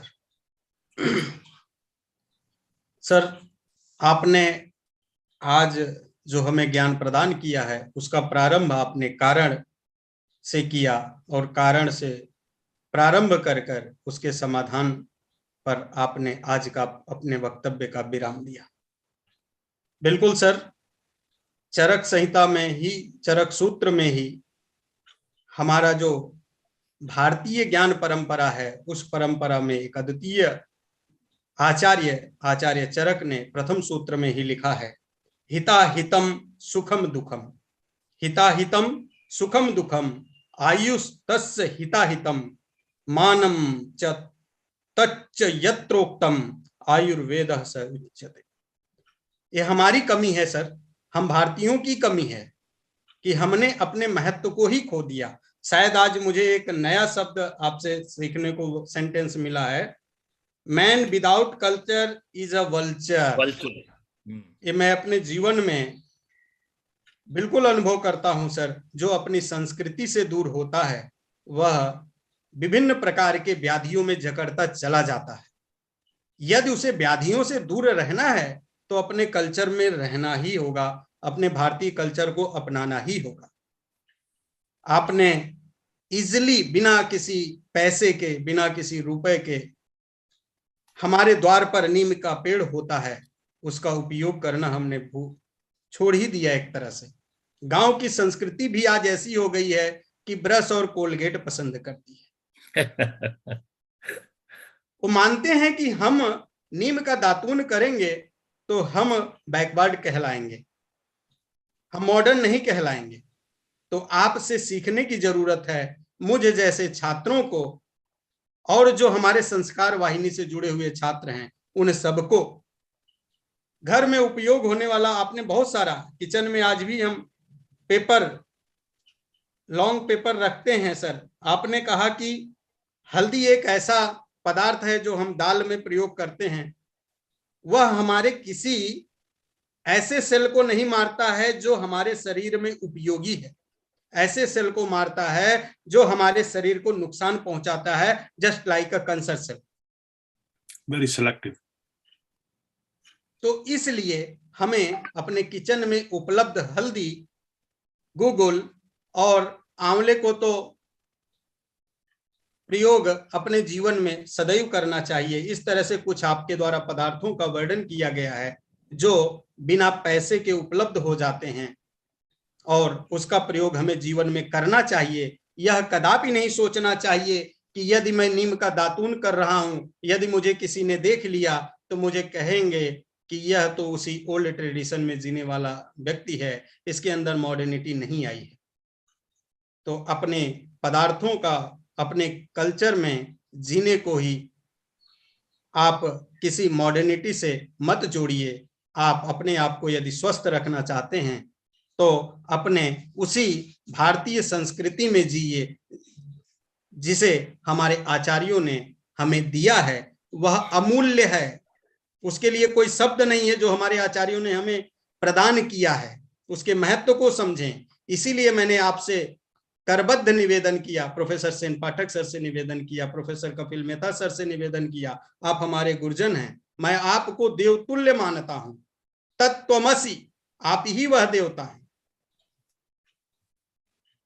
इसलिए मैं चाहूंगा कि आपने जो ज्ञान प्रदान किया है उससे हम सब सीखें और उसको अपने जीवन में, व्यवहारिक जीवन में उतारें. यह मेरी कुछ भावनाएं थी, क्षमा कीजिएगा सर, भावनाएं आज थोड़ी उद्वेलित हो रही हैं, लेकिन मैं अपने वचन को यहीं रोकता हूं और पुनः आगे के कार्यक्रम को बढ़ाता हूं. कहने को तो बहुत कुछ है सर, आपने जो ज्ञान दिया है शायद उसे हम व्यवहार में उतार पाएं, इसका भी आशीर्वाद हम सबको दीजिए. आप हम अपने जीवन में अपना पाएं. मॉडर्निटी के नाम पे, आधुनिकता के नाम पे हम अपनी संस्कृति को ना भूलें, इसका भी आशीर्वाद आप सब दीजिए. आगे बढ़ते हैं. आज हमारे बीच में हमारे अंतर्राष्ट्रीय अध्यक्ष जो आज के इस आयोजन के अध्यक्ष भी हैं, उनके अध्यक्षीय उद्बोधन को सुनने से पहले मैं उनके परिचय के लिए डॉक्टर शशि शेखर जी को आमंत्रित करता हूं।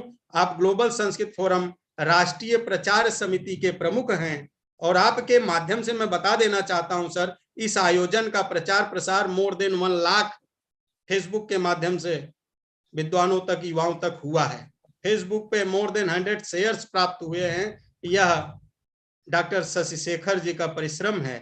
मैं चाहता हूं कि आप जैसे विद्वानों को ज्यादा से ज्यादा युवा सुने और सुन भी रहे हैं। बहुत सारे यूट्यूब के माध्यम से जुड़े हैं, लाइव जुड़ रहे हैं, सुन रहे हैं और आपको सुने हैं। जूम में हमारी कैपेसिटी 100 है और 100 विद्वान हमसे जुड़कर डायरेक्ट सुन रहे हैं। तो मैं अध्यक्ष जी के परिचय के लिए शशि शेखर सर को आमंत्रित करता हूं। आदरणीय शशि शेखर सर। आदरणीय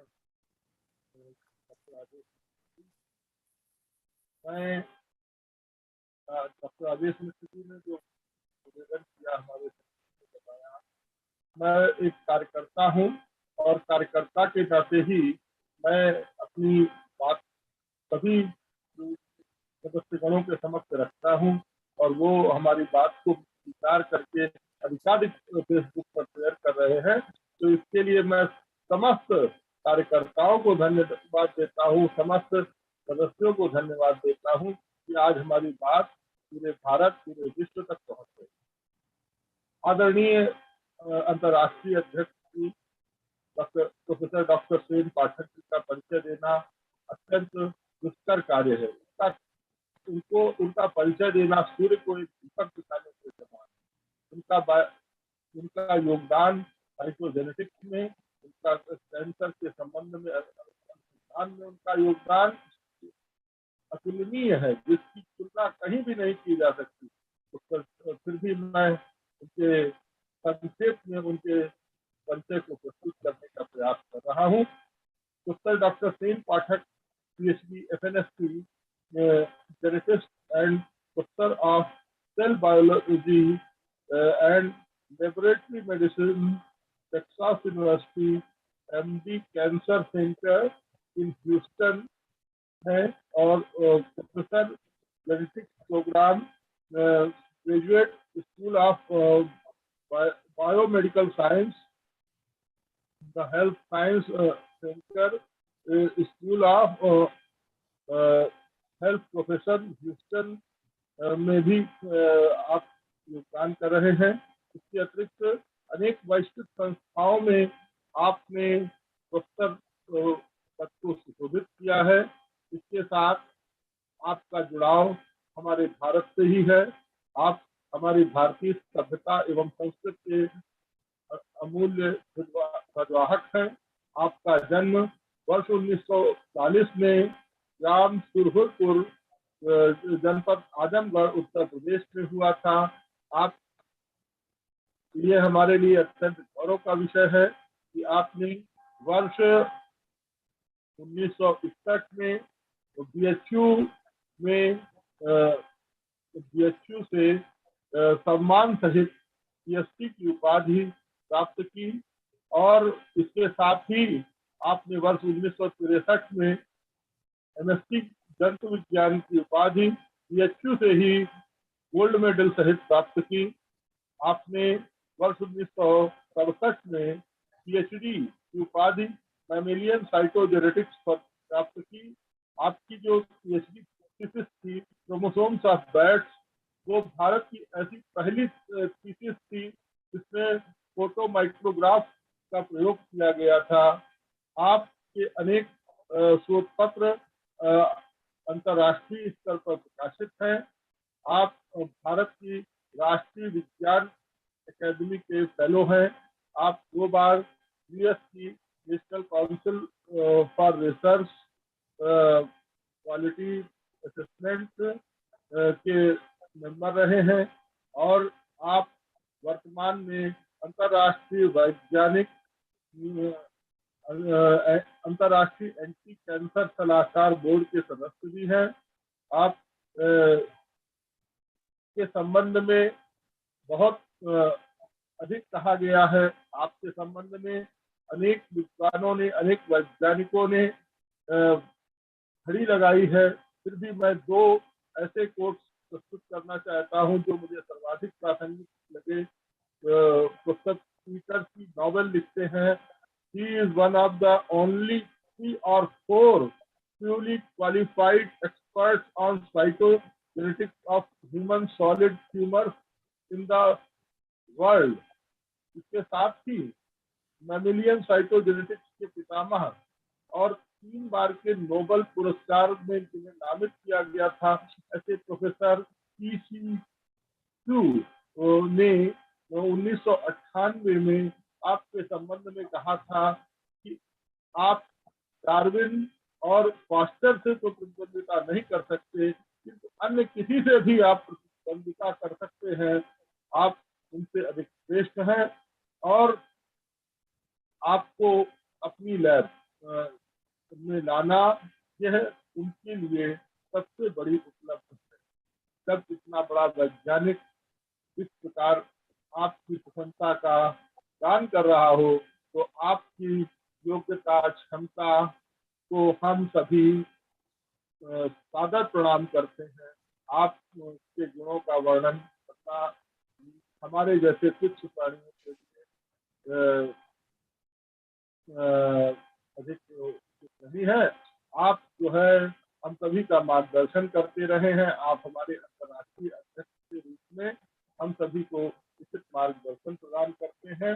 आपको सादर प्रणाम के सहित मैं करता हूँ। बहुत बहुत आभार डॉक्टर शशिशेखर सर। निश्चित तौर पे हमारा परम सौभाग्य है कि ऐसे हमें अंतर्राष्ट्रीय अध्यक्ष उपाध्यक्ष प्राप्त हुए हैं। देवतुल्य हैं, मैं पुनः कहना चाहता हूँ। आदरणीय सर को आमंत्रित करता हूँ अध्यक्ष उद्बोधन के लिए। गुरुर् ब्रह्मा गुरुर्विष्णु गुरुर्देवो महेश्वरः गुरु साक्षात परब्रह्म तस्मै श्री गुरुवे नमः। सबसे पहले तो मैं शशि शेखर जी को बहुत धन्यवाद देना चाहता हूं। उन्होंने बहुत मेरे लिए बोल दिया, जरूरत से ज्यादा बोल दिया आपने। मैं एक विद्यार्थी हूं, एक बूढ़ा विद्यार्थी हूं। जब भी प्रोग्राम यहाँ होता है तो मैं एक विद्यार्थी बन के बैठता हूं और सीखने के भाव से हमेशा नोट बनाता हूं। तो आज इतना बड़ा कार्यक्रम हमारे सर पे मिश्रा जी ने डाल दिया है कि हमारे समझ में नहीं आ रहा है कि हम क्या बोलें। I never prepared my talk, this kind of talk, but I just want to mention कि आप लोगों ने 3 महानुभावों का वक्तव्य सुना यहाँ। सबसे पहले डॉक्टर कपिल मेहता जी का आपने सुना। He also previously belonged to MD Anderson। और उसके बाद आपने प्रोफेसर कोमल चंद राधाकृष्ण जी का लेक्चर सुना। उसके बाद आपने प्रोफेसर भारत अग्रवाल जी का लेक्चर सुना। भारत अग्रवाल जी भी हमारे MD एंडरसन में बहुत दिनों तक कार्यरत रहे हैं और वहां से रिटायरमेंट लिए हैं। मैं वहीं पर हूं। मैं अपने बारे में थोड़ा बताना चाहता हूं।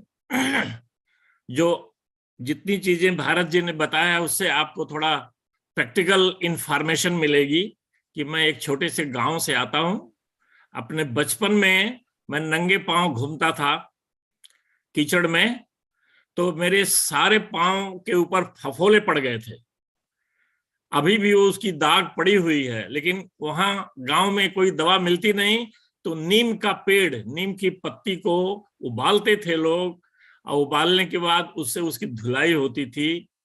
और धुलने के बाद जो फ्रेश नीम की पत्ती है उसको सील के बट्टे के ऊपर पीस के उसको लगाया जाता था, और लगाने के बाद पट्टी बांध दिया। और आज भी मेरे 10 अंगुलियां 2 पैरों की इंटैक्ट हैं, बिल्कुल कोई डिफॉर्मिटी नहीं हुई है। तो I am so grateful to नीम। दूसरा चीज मैं बताना चाहता हूं कि बचपन में हम लोगों को बताया गया था गांव में कि नीम की दातुन करना है। उसमें तो हम ब्रश जानते भी नहीं थे क्या होता है, पेस्ट जानते भी नहीं थे क्या होता है, तो दातुन करते थे। आज मैं कह रहा हूं आपके सामने कि मेरे दांत में सारे के सारे दांत जो हैं इंटैक्ट हैं, कोई खोड़रा नहीं है, कोई कैविटी नहीं है। आल्दो यहाँ मैं ब्रश यूज करता हूं क्योंकि यहाँ नीम नहीं मिलती, नीम की डाढ़ी नहीं मिलती है। लेकिन जब भी मैं अपने गांव जाता हूं तो I leave my brush aside और नीम को तोड़ के उसका मैं ब्रश करता हूं, और ब्रश करने के बाद टंग क्लीन करता हूं। It is disposable tongue cleaner, और उससे मैं काम करता हूं आज भी। तो मुझे जो समराइज करना है, इतना ही मैं कहूंगा कि हमारे ऋषि मुनि जो थे वो ट्रू सेंस में वैज्ञानिक थे, वो साइंटिस्ट थे। उन लोगों ने सर्च किया है। आज हम लोग जो कर रहे हैं, इसके लिए वर्ड यूज होता है रिसर्च। कोई नई चीज हम नहीं निकाल रहे हैं। आपने भारत जी के लेक्चर को ध्यान से सुना होगा। मैं तो जब भी उनका लेक्चर सुनता हूं तो हमेशा नई नई चीजें मेरे को मिलती है। हम तीनों प्रोफेसर जो यहाँ पर हैं, एमडी एनसन में काम किए हुए हैं, हम लोग यहाँ की साइंस को देखे हैं। यहाँ की साइंस क्या है, कैसे है। मेरे को ऑलमोस्ट 51 ईयर्स हो गया एमडी एंडरसन में। 51 ईयर्स से मैं यहाँ हूँ, लेकिन आज भी मैं इंडियन तरीके से रहता हूँ। आज भी घर में रोटी दाल सब्जी खाता हूं मैं। हल्दी वहां पड़ती है सब्जी में, दाल में। और जब भी मैं बीमार पड़ता हूं, आपसे बताऊं मैं, आप बिलीव नहीं करोगे, मेरा एक बच्चा यहाँ पैदा हुआ, चौथा बच्चा। जब उसको सर्दी होती है तो आज भी हम मस्टर्ड ऑयल जो है उसके पाँव में गर्म करके लगाते हैं, नाक में डालते हैं आज भी। कहने का मतलब ये है कि हम टोटली इंडियन तरीके से रहते हैं यहाँ पर। और वही चीज भारत जी करते हैं, वही चीज कपिल मेहता जी करते हैं, और भी सारे इंडियन लोग करते हैं यहाँ पर। तो मैं इतना बताना चाहता हूं कि जो हमारे इंडिया का तरीका है, जो हमको सिखाया गया है बचपन में कि ये खाना है, ये पीना है, ऐसे रहना है, उसी के ऊपर हमको टिके रहना है। आज हम जब इंडिया जाते हैं तो हमको लोग दिल्ली में, कलकत्ता में मैकडॉनल्ड में ले जाते हैं। अरे चलिए चलिए वहां थोड़ा मैकडॉनल्ड में सैंडविच खाएंगे। हम वो सैंडविच यहाँ छूते नहीं हैं, बिलीव करिए इस चीज को। मैकडॉनल्ड ने ही यहाँ इतना तूफान कर दिया है अमेरिका में। भारत जी ने बताया आपको कि इंसिडेंस अमेरिका में कैंसर का सबसे ज्यादा है। अनफॉर्चुनेटली अब भारत में लोग अमेरिका की नकल कर रहे हैं। तो नकल करने का नतीजा ये है कि भारत में कैंसर का इंसिडेंस बहुत हाई हो रहा है, बहुत ज्यादा कैंसर हो रहा है। और अमेरिका में ऑलमोस्ट फ्लैट हुआ है, क्योंकि अमेरिकन लोग अब ज्यादा इंडियन तरीके से रहना शुरू कर दिए हैं। लेकिन इंडियन लोग अमेरिकनाइज्ड होते जा रहे हैं। ये हमको नहीं करना चाहिए। हमको विश्वास करना चाहिए कि हमारे धर्मशास्त्र में हमारे ऋषि मुनि जो बता गए हैं, जैसा भारत जी ने पूरा मॉडर्न तरीके से आपको बताया है, कपिल मेहता जी ने मॉडर्न तरीके से पूरा बताया है।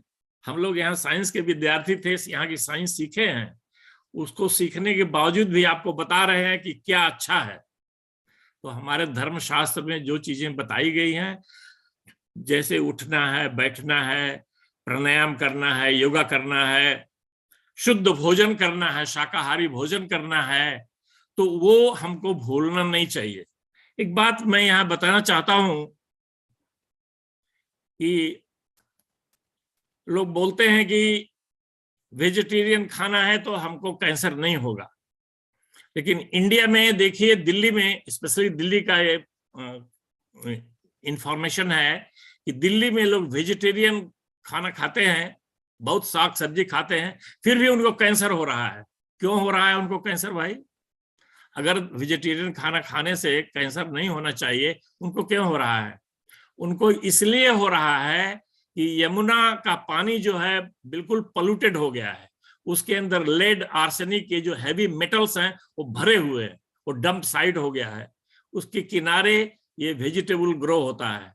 तो ये जो पौधे हैं वेजिटेबल वाले, वो सारा एब्जॉर्ब करते हैं वही हैवी मेटल्स, और उसी को हम खा रहे हैं। तो हम क्या चीज खा रहे हैं इसको भी देखना बहुत जरूरी है। इंडिया में इस समय इतना केमिकल यूज हो रहा है, भारत जी ने बताया इस चीज को आपको, इतना केमिकल यूज हो रहा है। पंजाब में कैंसर ट्रेन चलती है, आप सुनिए इस बात को। इतना कैंसर का इंसिडेंस पंजाब में हो गया है कि वहां कैंसर ट्रेन चलती है। हमको ये सुन के बड़ा कष्ट होता है, बहुत कष्ट होता है। इसलिए हम तीनों जो यहाँ के लोग हैं इंडियन ओरिजिन के, हम लोग तो हमारे बॉडी में तो एकदम ऋषियों के जीन हैं, वो सब पड़े हुए हैं और हम उसी तरीके से रहते भी हैं। तो हम लोग इतना परिश्रम कर रहे हैं यहाँ से कि इंडिया में लोगों को कैसे हेल्प कर सके। और दूसरा चीज कि आपने अनुभव किया होगा कि भारत जी ने जो लेक्चर दिया है, वहां हर लेक्चर में साइंस ही नहीं बताया है उन्होंने, प्रेजेंट डे साइंस, बल्कि अपने धर्म में, हमारे धर्म शास्त्र में या वैदिक ऋषियों ने जो इंफॉर्मेशन दी है उसको भी कोरिलेट किया उन्होंने, साइड बाय साइड। आप हल्दी की बात उन्होंने इतनी करी आपसे, he is world authority on हल्दी। तो हल्दी आप जानते हैं हमारे यहाँ जन्म से लेके मृत्यु तक और प्रतिदिन हल्दी का यूज होता है। आप जानते हैं शादी विवाह होती है तो उसमें कितना हल्दी लगाई जाती है, लड़की को भी लड़के को भी। किसी से मैंने पूछा कि ये क्यों लगाई जाती है, तो जिनको आइडिया नहीं थी उन्होंने बोल दिया, अरे लड़का अगर काला रंग का है थोड़ा गोरा हो जाएगा, लड़की काले रंग की गोरी हो जाएगी। नहीं, ऐसा बात नहीं है, ये एंटीबायोटिक है। 15 दिन पहले से लगाई जाती है ताकि आपको कोई डिजीज ना हो, कोई इन्फेक्शन ना हो आपको। और हल्दी का उपयोग मैंने अपनी लाइफ में स्वयं किया है। यहाँ फर्स्ट मंदिर जो बना, हिंदू मंदिर ह्यूस्टन में, पहला मंदिर जिसको बोलते हैं Hindu worship society temple, that is the first temple built here. तो उसको बनाने के लिए कुछ मीटिंग कर रहे थे, हम कहीं गए हुए थे किसी के घर में, और वहां से काफी देर हो गया, हमको रात के 12 बज गए थे। हम जल्दी जल्दी अपनी कार की तरफ आ रहे थे और पानी बरसा था। एक पेड़ था, पेड़ के नीचे एक गड्ढा था, उसमें मेरा एक पांव पड़ गया और मेरा पांव टूट गया, हड्डी टूट गई नीचे की। मैं वहीं बैठ गया एंड इन नो टाइम मेरा पैर जो है स्वेल करना शुरू कर गया। अब मेरे समझ में ये नहीं आ रहा है कि मैं जहां मीटिंग थी उनके घर जाऊं या अपनी कार की तरफ जाऊं। मैंने डिसाइड किया कि नहीं, I should go to my car की तरफ मैं गया, कार चला के आ गया यहाँ पर अपने घर में। मेरी श्रीमती जी देख के मैं थोड़ा लंगड़ाता हुआ चल रहा था तो लगी रोने। तो मैंने कहा रोने की बात नहीं है, आप एक काम करो, हल्दी लो और उसमें थोड़ा प्याज डालो और कड़वा तेल डालो, उसका एक मिक्सचर बनाओ, उसको गर्म करके यहाँ बांध दो। तो it is a very strong pain killer also, जान लीजिए आप, बहुत स्ट्रांग पेन किलर है हल्दी। तो हल्दी का इतना यूज हो रहा है, भारत जी ने आप सबको बताया ही। तो हमारे धर्मशास्त्र में जितनी चीजें बताई गई हैं, हमारे हिंदुस्तान में जो खाने के लिए रोटी दाल सब्जी इतनी स्पाइसेस बताई गई हैं, वो बड़ा उनका महत्व है। हमको उसी रास्ते पर चलना है, वही जीवन बिताना है, तब हम सुखी रहेंगे। उन्होंने एक बात बहुत अच्छी बोली कि माँ बाप हमको पैदा कर देते हैं लेकिन नेचर हमको संभालता है। India is the first country that used mother earth. जो भूमि है उसको सबसे पहले इंडिया ने मदर कहा था। ये सारी चीजें जो हैं, साग सब्जी फूल फल सब वहीं से उगते हैं, तो वो मदर अर्थ हमको पालती है।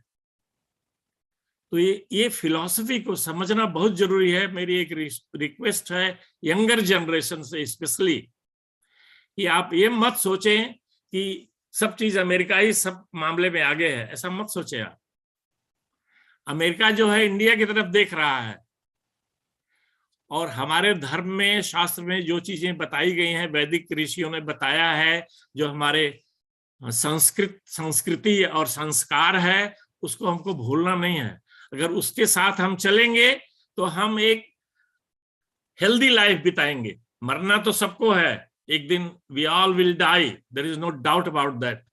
हालांकि यहाँ हम एक दो लोग कोशिश किए हुए हैं, एक किताब भी लिख के आई है कि नहीं आप मरेंगे नहीं कभी, ऐसा ऐसा करेंगे। तो आई डोंट बिलीव इन, क्योंकि हमारे कृष्ण भगवान और रामचंद्र जी भी गए हैं, आए हैं तो गए हैं, तो जो आता है उसको जाना है। लेकिन जितना पीरियड हमारे पास है लाइफ में, उसको स्वस्थ रह के बिताना है। ये बहुत इंपॉर्टेंट चीज है, ये हम लोगों ने यहाँ रह के सीखा है।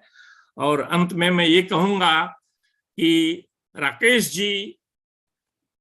राजेश कुमार जी जो इतना मेहनत कर रहे हैं, आप सब लोगों से मैं हाथ जोड़ के प्रार्थना करूंगा, बड़े लोगों से, बड़े प्रोफेसर लोगों से, मीडियम दर्जे के प्रोफेसर लोगों से, सारे स्टूडेंट को भी मैं हाथ जोड़ के प्रार्थना करूंगा कि इनको जिस तरीके से भी हेल्प कर सकें आप करें। It is a very important project इन्होंने शुरू किया है और हम लोग यहाँ से जितना हो सकेगा हम लोग करेंगे इसके लिए। राजेश जी, मैं आपको बता रहा हूँ कि 2-4 और बड़े प्रकांड जो विद्वान हैं लोग, वो कैंसर वाले नहीं हैं, लेकिन वो इंजीनियर है, लेकिन वो धर्म के बारे में बहुत ज्ञान है उनको भी मैं तैयार कर रहा हूँ। And I will give you their information so that you can contact them. वो लेक्चर देंगे ताकि हमारे जो बच्चे हैं, यंगर जनरेशन वाले, वहां उनको थोड़ा अपने संस्कृति के बारे में, संस्कार के बारे में ये पता लगे कि ये सब साइंस है, वो अंधविश्वास नहीं है, वो सब साइंस के ऊपर बेस्ड है। आज हम लोग यहाँ रह के सीख रहे हैं कि जितनी चीजें बताई जाती हैं हमारे धर्मशास्त्र में, जो भी लाइफस्टाइल हमारी है, वो लाइफस्टाइल बहुत इंपॉर्टेंट है। हम यहाँ सीख रहे हैं। आज मैंने कहीं लिखा है कि our genetic makeup is a loaded gun, but environment pulls the trigger. तो लाइफस्टाइल बहुत इंपॉर्टेंट है। मेरे पास कुछ स्टडी ऐसी है, मैं कर रहा हूं अभी, कि you may inherit or you may acquire deleterious mutations in your gene, well-known genes जो पैथोजेनिक हैं, वेल नोन है, जैसे BRCA1, BRCA2, ऐसे कई हैं। वो डॉक्टर भारत अग्रवाल और कपिल मेहता जी समझेंगे इसको। लेकिन you can bypass the deleterious effect of these genes by leading a sattvic life. और उसका मेरे पास उदाहरण है। 2 फैमिलीज, बहुत बड़ी बड़ी फैमिलीज का स्टडी मैंने करा है। तो हमारा जो भोजन है, जो डेली लाइफ है, जो इंडिया में हमको बताया गया है करने के लिए, गांव में स्पेशली अभी भी लोग रखे हुए हैं, शहरों में तो बदल गया है, गांव में रखे हुए हैं, उसको मेंटेन करके रखना बहुत जरूरी है। तो मैं इन्हीं शब्दों के साथ आप सब लोगों को हाथ जोड़ के प्रार्थना करता हूं कि राजेश जी को जितना भी हेल्प कर सकें आप करें। और मुझे हर वेबिनार में जब ये बुलाते हैं मैं तैयार रहता हूं और हमेशा मैं सीखता हूं। मैं एक ओल्ड एज का विद्यार्थी हूं, लेकिन मैं भी विद्यार्थी हूं, हमेशा सीखता हूं। और अंत में मैं इतना ही कहूंगा, सर्वे भवन्तु सुखिनः, सर्वे सन्तु निरामयाः, सर्वे भद्राणि पश्यन्तु, मां कश्चित् दुर्भाग् भवेत्। ओम शांति शांति शांति। फादर प्रणाम। बहुत बहुत आभार आदरणीय सर जी। नमस्ते। अब मैं राजेश जी 2 मिनट एक बार एक लाइन पंक्ति कहना चाहती हूँ जी। सादर प्रणाम सर। नमस्ते। इस कड़ी में बहुत ही अच्छा अनुभव हो रहा है सर। मैं कुछ अपना भी अनुभव शेयर करना चाहती हूँ। जरूर जरूर जी। आई एम 62 years old जी। और 62 years में कभी भी मैंने मेडिसिन नहीं ली है। वाह वाह वाह। केवल बेसन का लड्डू बनाकर सर घर में रखती हूँ।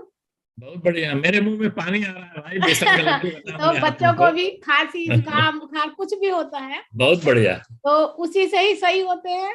हल्दी, बेसन और दूध, इन सब से अपने को मेंटेन रखती हूँ। और एक्टिव रहने के लिए थोड़ा सा स्पॉन्डिलाइटिस का सर आ गया था सर, दिन भर एक्टिव रहने से वो सही हो गया। बिल्कुल आपके शुभ आशीर्वाद से वो बिल्कुल सही हो गया। बहुत बढ़िया, बहुत ही ज्ञानवर्धक व्याख्यान था और बहुत बढ़िया। एक ओजस्वी व्यक्तित्व है हमारे राजेश जी। तो इनके लिए राजेश जी हमारी इतनी दुआएं, इतनी शुभकामना, शायद इतने शब्द मेरे पास नहीं है। मैं सभी को विनम्रता पूर्वक सादर प्रणाम करती हूँ। इसी प्रकार की वेबिनार होती रहे तो शायद हम और एक्टिव होते चले जाएंगे। जी परम आदरणीय मैम जी, बहुत बहुत आभार आपका। निश्चित तौर पे आप सबके आशीर्वाद से ही मंच सब कुछ करने में सफल होता है। यह किसी मेरे जैसे एक छोटे से स्टूडेंट के लिए संभव नहीं है कि आप जैसे गुरुजनों तक पहुंच पाना और ज्ञान प्राप्त कर पाना। आप सबका आशीर्वाद है जो अद्वितीय गुरुजनों का सानिध्य उपलब्ध करवाता है और साथ में आप जैसे गुरुजनों का आशीर्वाद प्रदान देने से ही, आशीर्वाद देने मात्र से ही ऐसे आयोजन सफल हो पाते हैं। मैं पुनः आगे कार्यक्रम को ले जाते हुए डॉक्टर आशुतोष जी से निवेदन करूंगा, फीडबैक लिंक चैट बॉक्स में प्रेषित कर दें, जिससे हमारे यूट्यूब पर और जूम पर जितने भी गुरुजन छात्र जुड़े हुए हैं वह फीडबैक लिंक को भर पाएं, ई सर्टिफिकेट उनको प्राप्त हो पाए। पुनः मैं आज के इस कार्यक्रम में, आयोजन में, यह एक सूचना भी देना चाहता हूं कि ग्लोबल संस्कृत फोरम, वैश्विक संस्कृत मंच जिसको हम हिंदी में, जिसका नाम है, चूंकि यह अंतरराष्ट्रीय स्तर पर कार्य कर रहा है, इसलिए इसका एक नाम ग्लोबल संस्कृत फोरम के नाम से भी यह प्रसिद्ध है, रजिस्टर्ड है। इस संगठन में परम आदरणीय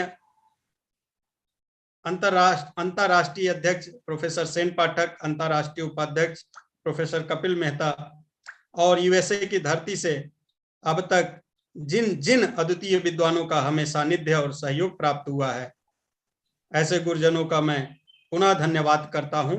कार्यक्रम के अंतिम कड़ी में धन्यवाद ज्ञापन हेतु राष्ट्रीय कार्यकारिणी सदस्य डॉक्टर आशुतोष जी को आमंत्रित करता हूं। आशुतोष जी आए और धन्यवाद ज्ञापन करें।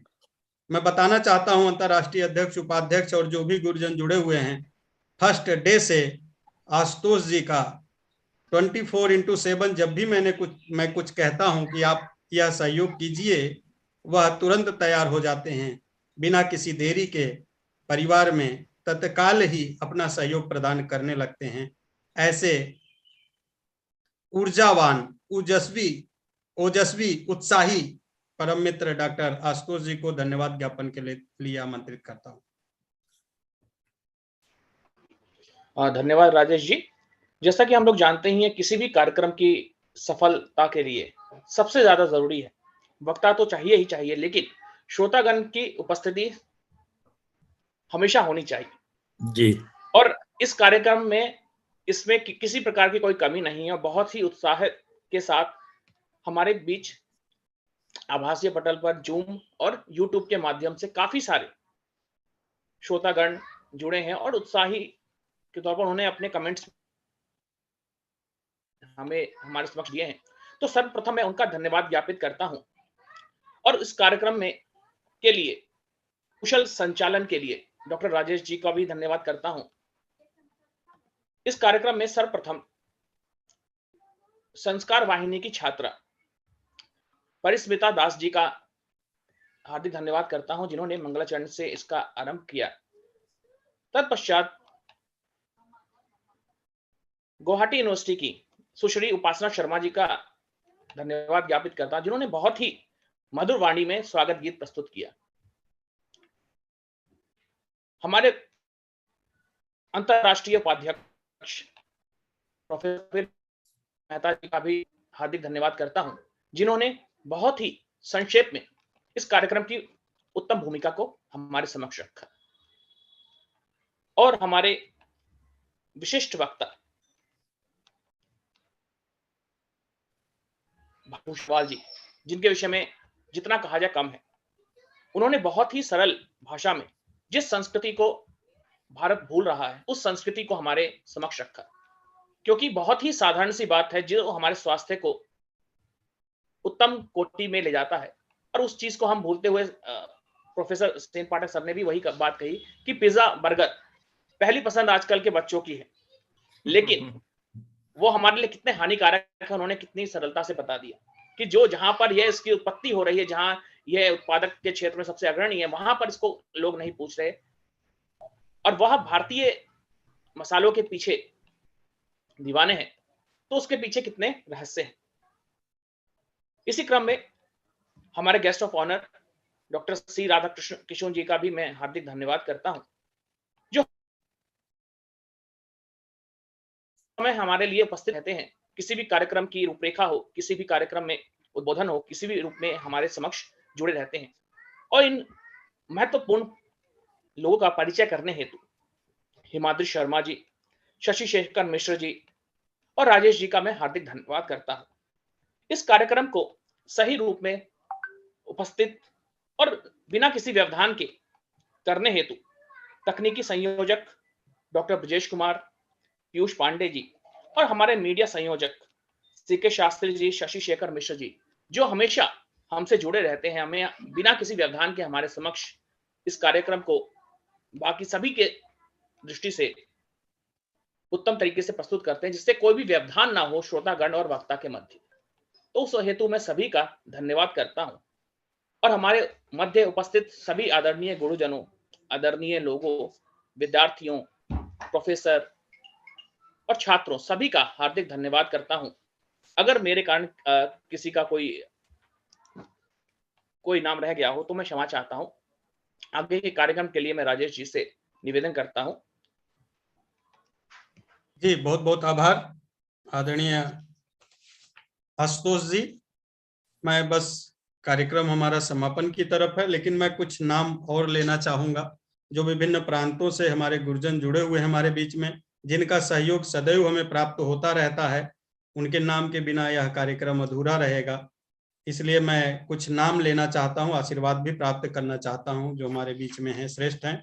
आज के कार्यक्रम से जुड़े हुए उत्तर प्रदेश प्रांत की सह संयोजिका मैम डॉक्टर अनीता त्यागी मैम, संयोजिका मैम डॉक्टर तुलसी मैम, और गुजरात प्रांत से संस्कार वाहिनी को आगे ले जाने वाले दिनेश परमार, महाराष्ट्र प्रांत के सह सचिव डॉक्टर वंशी लाहवाले सर, महाराष्ट्र प्रांत के अध्यक्ष प्रोफेसर पूर्व प्रतिकुलपति प्रोफेसर जयश्री साठे मैम, गुजरात प्रांत से डॉक्टर मुमताज जैम मैम, उत्तर प्रदेश चित्रकूट मंडल की उपाध्यक्षा डॉक्टर प्रमला मिश्र मैम, अध्यक्ष डॉक्टर तरुण जी, डॉक्टर जसुबेन परमार गुजरात से, doctor H R. Raidas sir MP Bhopal Madhya Pradesh से, डॉक्टर हिमाद्री शर्मा आप असम से, डॉक्टर गौरी चावला पंजाब से, डॉक्टर जयवीर सिंह महाराष्ट्र से, निक्की अवस्थी दिल्ली प्रांत संस्कार वाहिनी की अति उत्साही सदस्य निक्की अवस्थी, मध्य प्रदेश संस्कार वाहिनी की उत्साही सदस्य नलिनी सिंह, डॉक्टर सीमा सिंह मैम जौनपुर मंडल वाराणसी मंडल की अध्यक्षा, मित्र doctor Piyush Pandey, doctor Ashutosh Kumar, doctor Brajesh ji, doctor C Kishore Shastri ji. YouTube live से बहुत सारे गुरुजनों का नाम मैं नहीं ले पा रहा हूं क्योंकि समय अत्यधिक लगेगा, क्षमा कीजिएगा। यूट्यूब लाइव से जुड़े हुए गुजरात प्रांत से डॉक्टर परेश पारेख, और हमारे बीच में ही एक अद्वितीय विद्वान जुड़े हुए हैं जो संस्कृत के विषय से नहीं है और ऑडिटर जनरल ऑफ इंडिया की टीम में काम कर रहे हैं, ऐसे श्रीमान राज जाने सर तमिलनाडु से, doctor Sudhir Kumar, doctor Dattatreya Patil sir, doctor Madhubala Sinha Bihar प्रांत अध्यक्षा, डॉक्टर कमला दुबे मैम वाराणसी से, शशि सिंह, अनु शर्मा संस्कार वाहिनी राजस्थान प्रांत, डॉक्टर गायत्री रथ मैम उड़ीसा प्रांत, Bhupendra Sharma, Jayant Topdar, Sonia Jasrotia ma'am, doctor Sonia Jasrotia ma'am Jammu से, लाकेश्वरी जी संस्कार वाहिनी छत्तीसगढ़ से। बहुत सारे ऐसे नाम हैं, मैं क्षमा चाहता हूं, मैं नाम तो सबका लेना चाहता हूं लेकिन समय नहीं है, इसलिए आप सबको मैं धन्यवाद देता हूं। आप सब मुझे जैसा प्रोफेसर सेन पाठक हमारे अंतर्राष्ट्रीय अध्यक्ष गुरुजी ने निवेदन भी किया, मैं आपको बताना चाहता हूं सर, आप सब सदैव, मैं कुछ भी कहता हूं, सदैव उसी तत्क्षण ही तत्पर हो जाते हैं इस संगठन की, इस परिवार की मदद के लिए। यह आपके आशीर्वाद का ही परिणाम है सर, और निश्चित तौर पे जितने गुरुजन हमारे भारत से जुड़े हुए हैं सदैव इस संगठन में अपना सहयोग एवं समर्थन देते रहते हैं। ऐसे गुरुजनों का, ऐसे छात्रों का मैं करबद्ध होकर धन्यवाद करता हूं। डॉक्टर शशि शेखर जी का भी धन्यवाद करता हूं, और अंत में शांति पाठ हेतु मैं मित्र डॉक्टर पीयूष पांडे जी को आमंत्रित करता हूं। धन्यवाद राजेश जी। सर्वे भवन्तु सुखिनः, सर्वे सन्तु निरामयाः, सर्वे मा सुखावे। ओम शांति शांति। पुनः मैं सूचित करता हूं कि यदि किन्हीं को, गुरुजन को या छात्र को फीडबैक फॉर्म भरने में दिक्कत हो तो मैंने अपना नंबर दिया है, व्हाट्सएप कर दीजिएगा। समस्या का समाधान अवश्य किया जाएगा, किसी तरह की समस्या नहीं आने दी जाएगी। व्हाट्सएप जरूर करें, परेशान बिल्कुल ना हो गुरुजन छात्र। पुनः प्रोफेसर हमारे बीच में कपिल मेहता सर को कहीं जाना था, शायद 10 मिनट पहले निकल गए हैं। आदरणीय अंतर्राष्ट्रीय अध्यक्ष सर, मैं आपको पुनः चरण स्पर्श करता हूं। डॉक्टर कोमल चंद्र राधा किशुन सर हमारे बीच में, शायद उनको जाना था, चले गए हैं सर, मेरे पास व्हाट्सएप किए थे। तो ऐसे अद्वितीय गुरुजनों का पुनः मैं चरण स्पर्श करता हूं और निवेदन करता हूं कि मुझे और परिवार के सभी सदस्यों को आप सब अपना आशीर्वाद देते रहें और